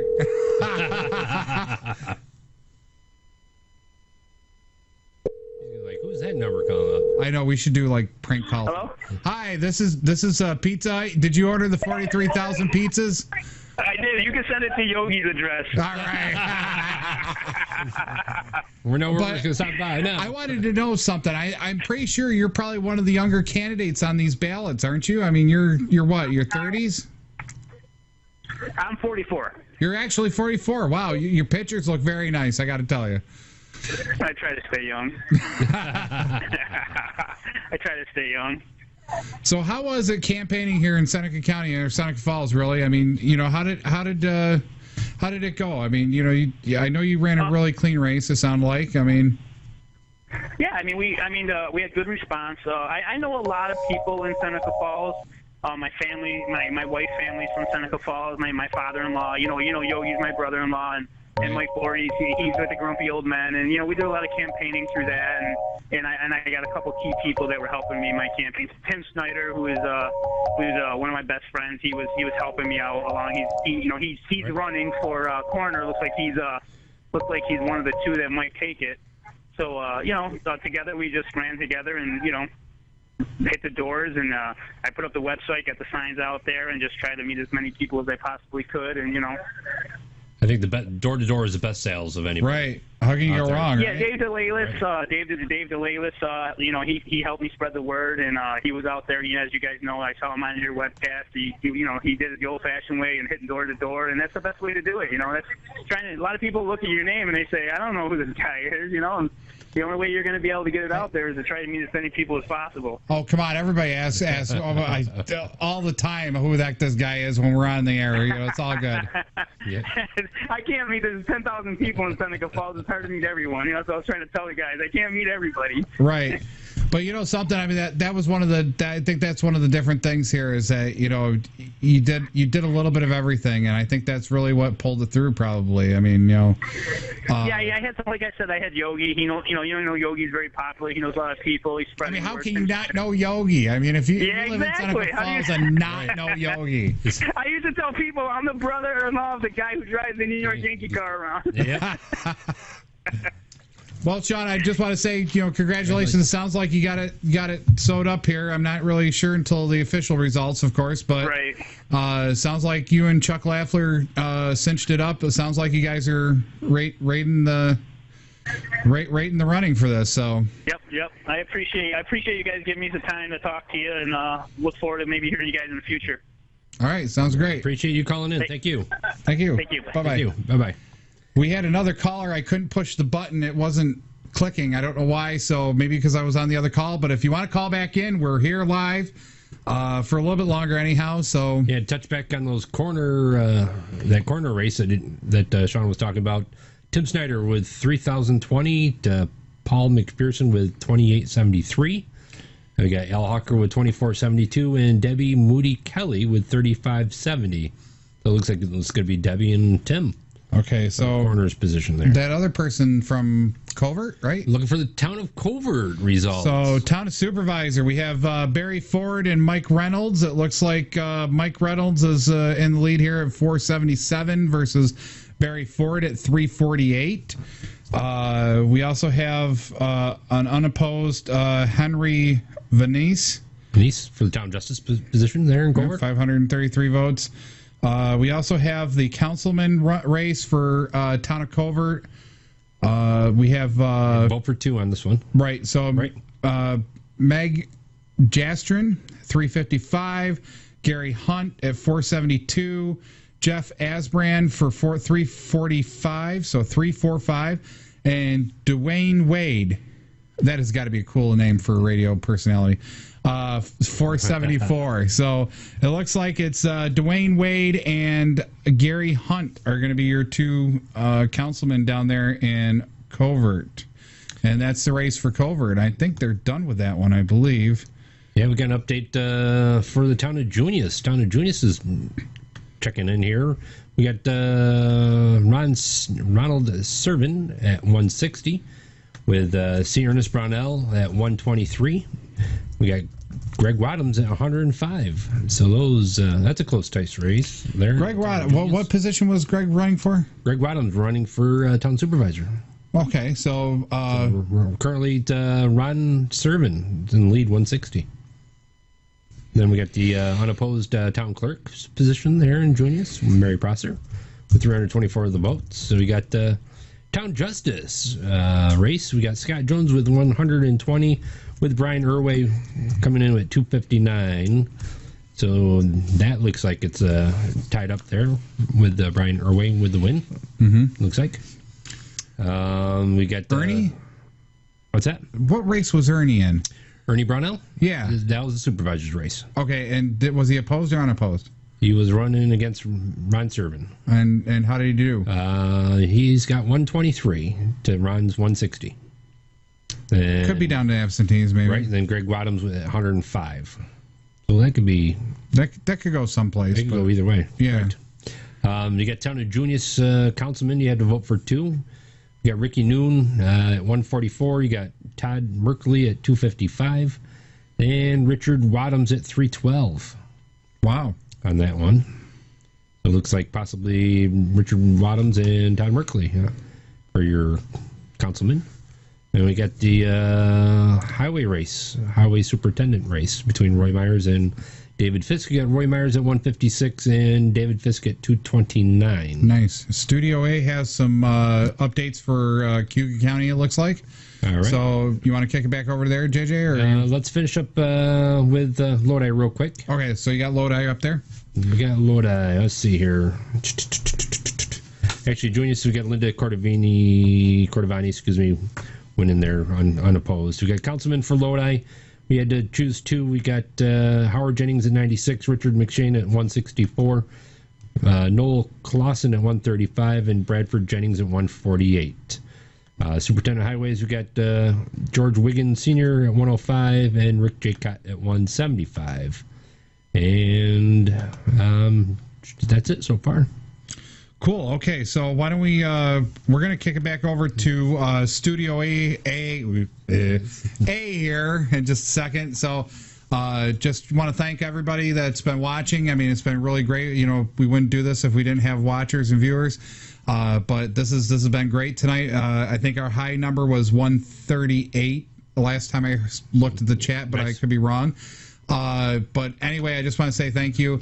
And we're going to kick it over to Studio A for some more results for Cayuga County. Then we'll be back for a little bit more commentary. I think I want to cover the proposals again across New York State, see how that's doing when we come back. So it's over to you guys on Studio A with Jim Sinicropi. Hey, everybody. Thanks for staying up late with us tonight. Just a minute after 11 here, East Coast time, here in the FingerLakes1.com studio, downtown Seneca Falls, New York. Pretty cool having Sean Liquidary give a call in to talk to you guys over there, you know, fresh off of apparently winning one of the 2 justice seats along with Chuck Lafler in Seneca Falls. He commented on that he ran a great clean campaign. I would agree. It was a lot of signage. Liquidary, as he mentioned when talking to you guys, he said he wasn't, he's not a native of this area. And anybody that lives around here knows that that's kind of tough to overcome. But a lot of signage, and it's Liquidary, the Democrat, and Lafler on the Republican line, the new town justices in Seneca Falls. And I got some results from Cayuga County here. Cayuga County, a lot of races. These are 100% reporting now in Cayuga County. I'm not going to go through any unopposed races, but I'm going to go through some of the contested races. County Legislators District 3 in Cayuga County. It is Benjamin Vitale defeating David Axton. And in County Legislator District 5, it was Paul Pinckney running unopposed. District 7, it looks like Keith Batman, the Democrat, is going to defeat William Heery, the Republican. In County District number 11, it looks like it's Frank Reginelli, the Democrat, defeating Stephen A. Barsky, 517 to 370. In County Legislator District 13, it is an extremely close race between Timothy Lattimore Sr. and Susan Martini, and certainly can't call that race tonight. It looks like at the moment it is Lattimore over Martini by about 7 or 8 votes. So we won't be able to call that one tonight. City of Auburn Council, 2 seats available. We got McCormick, Cuddy, DeAngelis, and Smith. And looking at the results here, it looks like it's going to be the two winners of that Auburn Council race are going to be Terry Cuddy and Debbie McCormick. Okay, moving on down the line here. Looking for some contested races in Cayuga County. Town Justice in Aurelius. Looks like it's going to be... Oh, man, here's another extremely close race. We can't call it tonight. Ray Lockwood III and Charles Hayden. Oh, actually, there's 2 seats. This is an unopposed race. Sorry, it's getting late. Looking at a lot of numbers here tonight. Looking at a lot of numbers indeed. And we still got a lot of Cayuga County results to get through here. Looking down further... Town Supervisor race in Cato. Charles R. Ray, the Republican, defeats Edward Massow 325 to 120. That's in Cato, Town Supervisor race. Looking down further in Cayuga County results. Town clerk and tax collector in Fleming is going to be... Jeez, a lot of close races. Joanne Cox with a slim 11-vote edge over Democrat Michelle Coleman right now for the town clerk tax collector in Fleming. And a lot of uncontested races in Ira.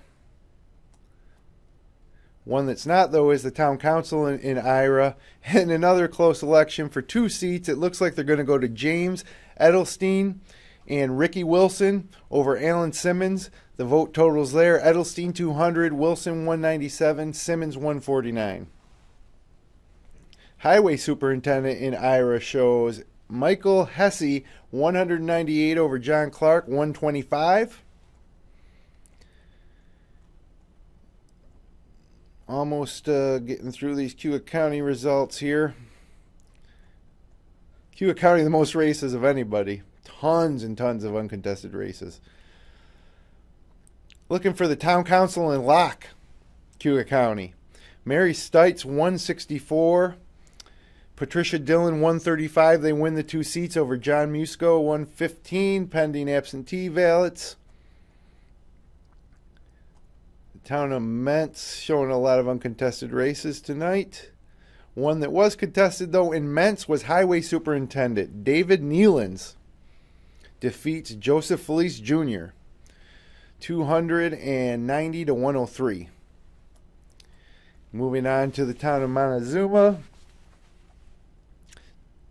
Look, in the town council race in Montezuma, it looks like it's going to be Joel Glimpse, the Republican, and Thomas Hitchcock, Democrat, taking the 2 seats over Geraldine Helmer, who finishes, looks to be about 27 votes behind Hitchcock for the 2 seats in Montezuma. We had a race for tax collector in Montezuma. It looks like Donna Burleton will defeat Robert White, Democrat, over the Republican in that race, 167 to 84. Highway superintendent in Montezuma, very close race. It looks like Jeffrey Dawson will hold on and defeat Scott Carey, 144 to 120. Moving down to Moravia, there was a race for the member of the town council, 2 seats available in Moravia. It is another close race. Austin Weaver, the Republican, with 289. David Dinger, Republican, with 272. Democrat Daniel Hughes with 254. It looks like preliminarily it's Dinger and Weaver in Moravia. They got a golf course in Moravia. It's up on the side of a hill. It's not the best condition course in the world, but it sure is interesting to play because the hill's so steep. If you're ever down there at Fillmore, camping at Fillmore Glen State Park, you might want to bring your golf clubs and go play the golf course in Moravia. Moving on down now in the town of Niles, it looks like 2 seats available on the town council. It looks like they're going to go to Cutterback and McDuffie, 159 and 149 respectively. Kathleen Gore, 143. That's too close to call tonight. Absentee ballots to come there. Town supervisor in the town of Owasco. This is a pretty big one that we've been waiting for the results from, and again, this one is too close to call. John Psaki, the Democrat, has a total of 574 votes. Edward Wagner, the Republican and conservative line, has 678 votes. I mean, what's up in Cayuga County tonight? All these late races are pretty tight. Clerk tax collector in the town of Owasco shows Tammy Flaherty defeating Maureen Conley. And town justice Mary T. Jones ran unopposed in Owasco. Town council in Owasco, 2 seats available. And I tell you what, I could tell you what, I can't call any of these races. This is unbelievably close. The race between Gucciardari, Kerstetter, Festa, and Lattimore is too close to call tonight. Highway superintendent in Owasco ran unopposed. Moving on down into Scipio. Tax collector clerk race between Loomis and Kellogg. It was Kellogg with 177, Loomis 169. Too close to call tonight. I tell you what, if you like drama, if you're the kind of guy or girl that likes Game 7 of the World Series in a 2-1 game heading into the 8th inning, then you might want to get involved in Cayuga County politics. Because a lot of close races. Like the one in Sempronius. Highway superintendent in Sempronius is showing Bruce Nodine Jr. with a vote total of 157 to Eric Burhan's 82. Town supervisor in Senate is unbelievably close. Thomas Gray, 539. Jeffrey Herrick, 536. Close races. I mean, right? Moving on down to Senate Town Council. It looks like it's going to be... It looks like it's Jeffers and Rizzo with a slight advantage over O'Connell and Gage for the Senate Town Council seats, but just by about a dozen votes. Town supervisor in Springport, trying to get all these races in here in Cayuga County because there is a lot of them. Unbelievable.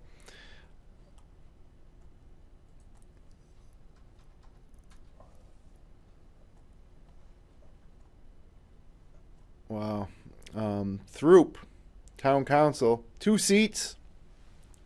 It looks like Thomas Pikowski is going to claim one of them, and it looks like Colleen Young is going to claim the other, but she's just showing to be about 50 votes, or excuse me, about 30 votes ahead of Richard Signorelli in Throop. And Venice Town Council is unopposed. Victory Town Supervisor is unopposed. We are getting towards the end of Cayuga County here, and then I'll kick it back to Studio B. Maybe we got some final results in some other counties and a couple more phone calls to take. As a matter of fact, that is about all the results in Cayuga County tonight. A lot of close races. Log on to fingerlakes1.com tomorrow. We'll have all the results from all the races, and we're going to continue this tonight through about 11:30 before we sign off. I'm going to kick it back to Studio B for one last time. They're taking your phone calls if you want to call in. We have Mike on the phone here from Yates County, correct? Yes. All right. What can we help you with, sir?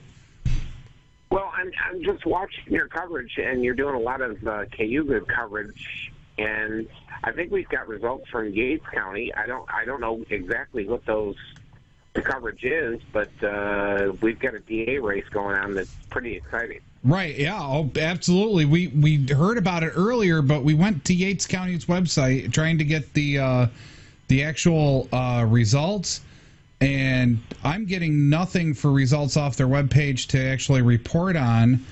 And then when we go to the other site as well, let me just hit. Let's see, Board of Elections.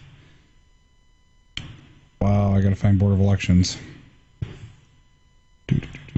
The other web page is coming up with 18 out of 18 absentees reported, and everything's 0 for us here. So we can't even really report on it because we can't find the results. Does he have a link? Do you have a link that we could type in that maybe we can go to and check out? I don't have a link to link into, but I can tell you that my wife was recently at the campaign headquarters for Valerie Gardner, and she's telling that she's up by 100 votes or so. Well, that might be them calling in. We're trying to not disturb the Board of Elections because I'm sure they're busy trying to get all this tabulated and in. But we're actually pulling off their websites here. And I just clicked on Board of Elections at Yates County, unofficial 2013 election results summary. I click on it, and now I get a totally different page. That doesn't work. Now it doesn't work at all. Let's try the other button. The other button's still all 0. So maybe they're updating it. Maybe we'll have some results here in a few minutes. All right, could be. I just wish we could get some results because it would be phenomenal. We'd love to report on it. I mean, there's a huge district attorney race in Yates County, and there was something else in Yates County that was pretty big too, wasn't there? Yeah, they're having there's a legislative race out in the town of Jerusalem that's kind of interesting too, and we haven't heard anything about that. So. Yeah, I wish we could report on it. Like I said, I mean, we're trying to get anything we can from Yates County, but let's see if I got right. Oh, I don't know if this is working or not working. Hang on, I'm pulling up another. All right, we have some results from Yates County. So you want us just you're going to hang up and we'll just report on it, or you want to? Sure. All right. Well, I'll hang up and listen to you guys. All right, sounds great. Thank you, sir. All right, thanks. All right, we just got some results here from Yates County. As we were just talking to that gentleman on the phone, sounds pretty exciting. Let's see, I gotta get the right page. Hang on. Okay. There we go. All right, so we got Yates County reporting 18 out of 18 districts have reported. We have the first race. Whoops, hello. We got another phone call. All right. This is great. I wish we could get this many phone calls on Tech Talk. Right. First day, where are you calling from, please? Hi, this is Tammy calling from Penn Yan, and my husband's checking out the website right now, and it's saying that Valerie Gardner did win. Okay, so yeah, we just got the update, so we're popping it on. We're gonna go down and read through it right now, the whole thing. All right, thank you. Thank you. Thank you for calling. Yep. Bye-bye. Bye-bye. Our neighbors over there over at Yates County, we really appreciate the phone calls. There's a lot of interesting races going all across New York, but the district attorney race over there is really impressive. We have district attorney Yates, 18 out of 18 districts. We have Jason Cook versus Valerie Gardner. It looks like Valerie is the candidate in the lead with 2,582 votes versus Jason Cook at 2,475. Definitely could come down to the absentee ballot, so we'll have to check that. Check the website later on when it actually are official results. But it looks like congratulations to Valerie Gardner. It looks like she's in the lead. Coroner, there was just write-ins. Let's see, county legislation for 1st District. Yates County Legislation District, there's vote for 4. There's a bunch of different candidates. The top 4 candidates here, I'm just going to read the top 4 candidates who are in the lead. We have Eldon Morrison. We have Margaret M. Dunn. We have Douglas Paddock. And we have Gary Montgomery. I love this. This is great. Phone calls. How can you go wrong? Right. First name, where are you calling from, please? In the lead. Jason. Hi, Jason. How you doing? Good. And where are you calling from, Jason? Yates County. Yates County. All right, cool. What you want to talk about? She's up by 107 votes, and there's 400 absentee to be counted.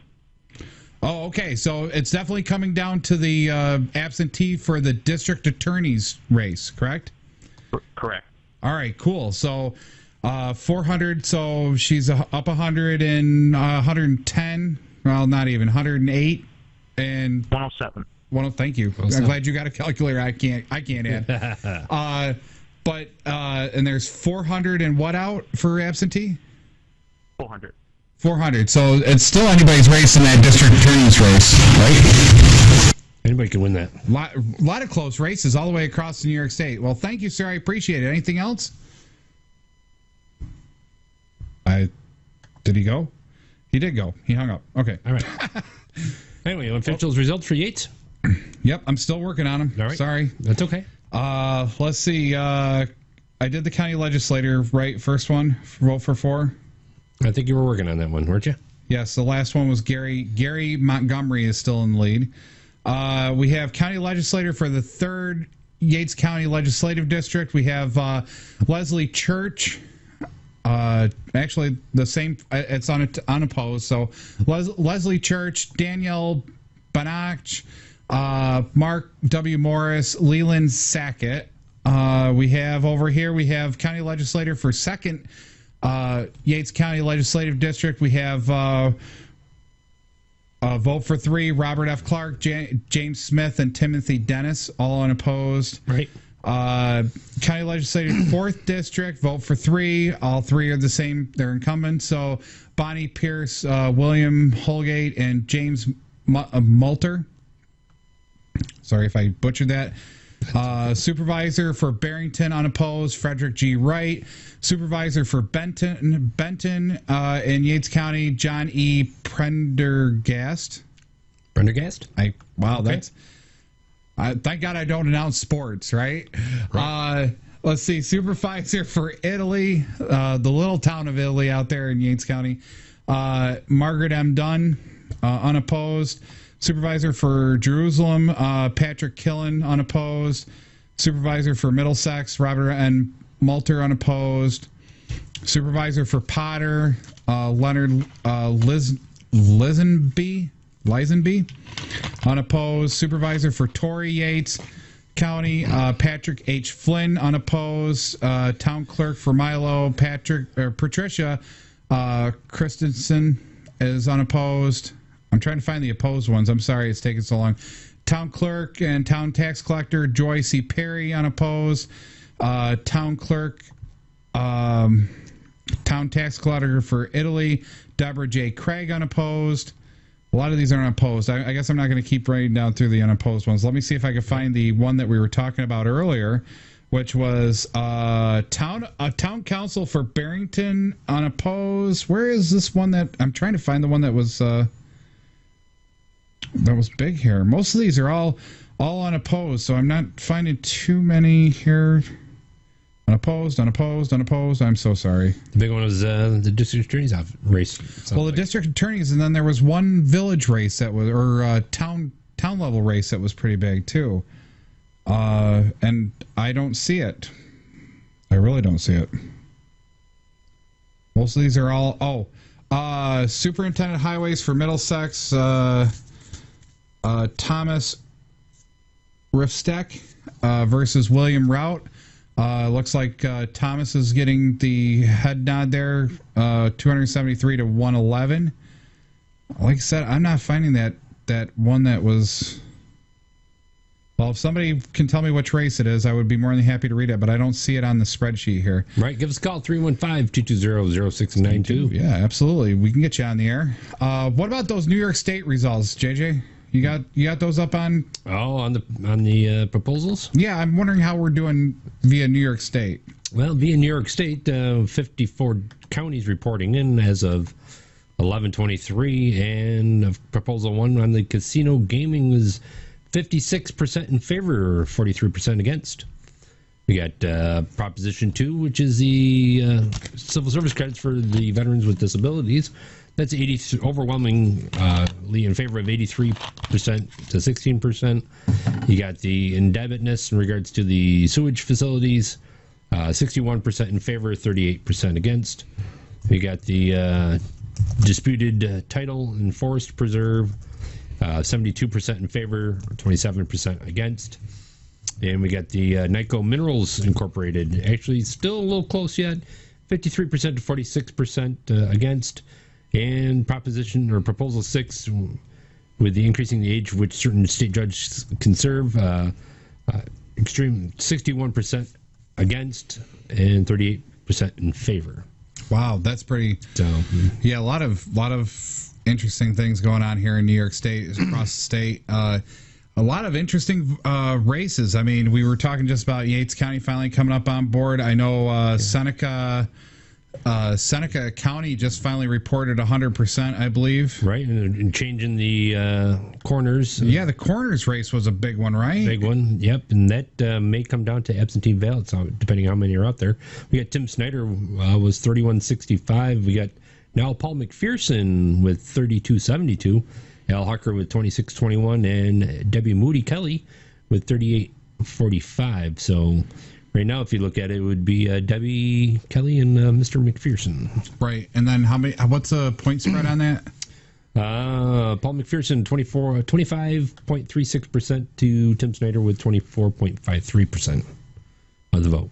So, I mean, it's very possible it could come right down to the absentees. Absentees, correct. Absolutely. I mean, that's a really close race there. So, a lot of neat races, a lot of neat proposals this year. I mean, New York State has got a ton of stuff on there that just really made this year's election, a lot more interesting. Interesting, right? And sounds like we're gonna get private owned casinos coming up here soon. The way it sounds, right? Come on, JJ might get his water park. You never know, right? With casino. There you go, Las Vegas style in Seneca County. So I mean, it's really been great. I think everything's gone really well. Really a shame we couldn't report on Wayne County a little bit better because the website just didn't give us anything. Just wanted to say thank you to everybody, all the viewers, for tuning in to election night. It's been great. It's been fun. Love doing this every year with Finger Lakes One. I want to say thank you to Jim Sinicropi and Finger Lakes One for having us on again this year for election results 2013. Right? Yay! So, anything you want to add? No, it's been a great night. I think it's been fun. It's been great. We're ending just about where we thought we would probably be, which was about 11:30. I know the viewers are dropping off here, so I'm going to say my good nights. So I just want to say thank you to everybody. Thank you to the viewers. Thank you to the people sticking in. Thank you to the callers. Oh my God, the callers really made the show. It was fun. You guys gotta watch out some of the other shows that can take calls and make sure you get in on them. Yep. Great job, calling in. Sean Laquadari, thank you for calling in and talking with us about your campaign and everything. And if you want to reach out there and look for those vote results, go right to fingerlakes1.com's webpage, and they have them all in there, all the links to get to the numbers that we were reading tonight. So. Right. So I'm Flipper. I'm JJ. And we're out of here for right now. We're going to kick it over to Studio A here in about 3 seconds. And you all have a wonderful night. And go check out the final results once they come out on their websites, respectively. See ya. Good night. Good night. Great job, fellas, tonight, taking the phone calls, trolling the results. It was a lot of fun. And keep in mind, a lot of the numbers that we're getting in, they don't include absentee ballots. All the results are available by clicking on Local Election Center on our homepage. It's near the top of our homepage at fingerlakes1.com. You can go to our news page, click on elections there. It'll all lead to the same place. You're going to get the latest news. You're going to get the updated results for all the elections across all the county websites. I'm a little disappointed that we couldn't get Wayne County results. Nothing was posted. Same thing happened last year. They just don't post them. Every other county does. We want to know about the mayor of Lyons race. There's a ton of races in Wayne County that we were hoping to follow that we couldn't. But keep an eye on the links off our election center to Wayne County Board of Elections for those results, and in the headlines tomorrow morning on fingerlakes1.com. Great election day. Glad you could spend it with us. Good weather, a good turnout, a lot of races. Still too close as we're signing off here to call. So again, I'll remind you to check those election results off of the local election center at fingerlakes1.com. And before I go, I just want to say I think it's amazing to think of the scope of these elections.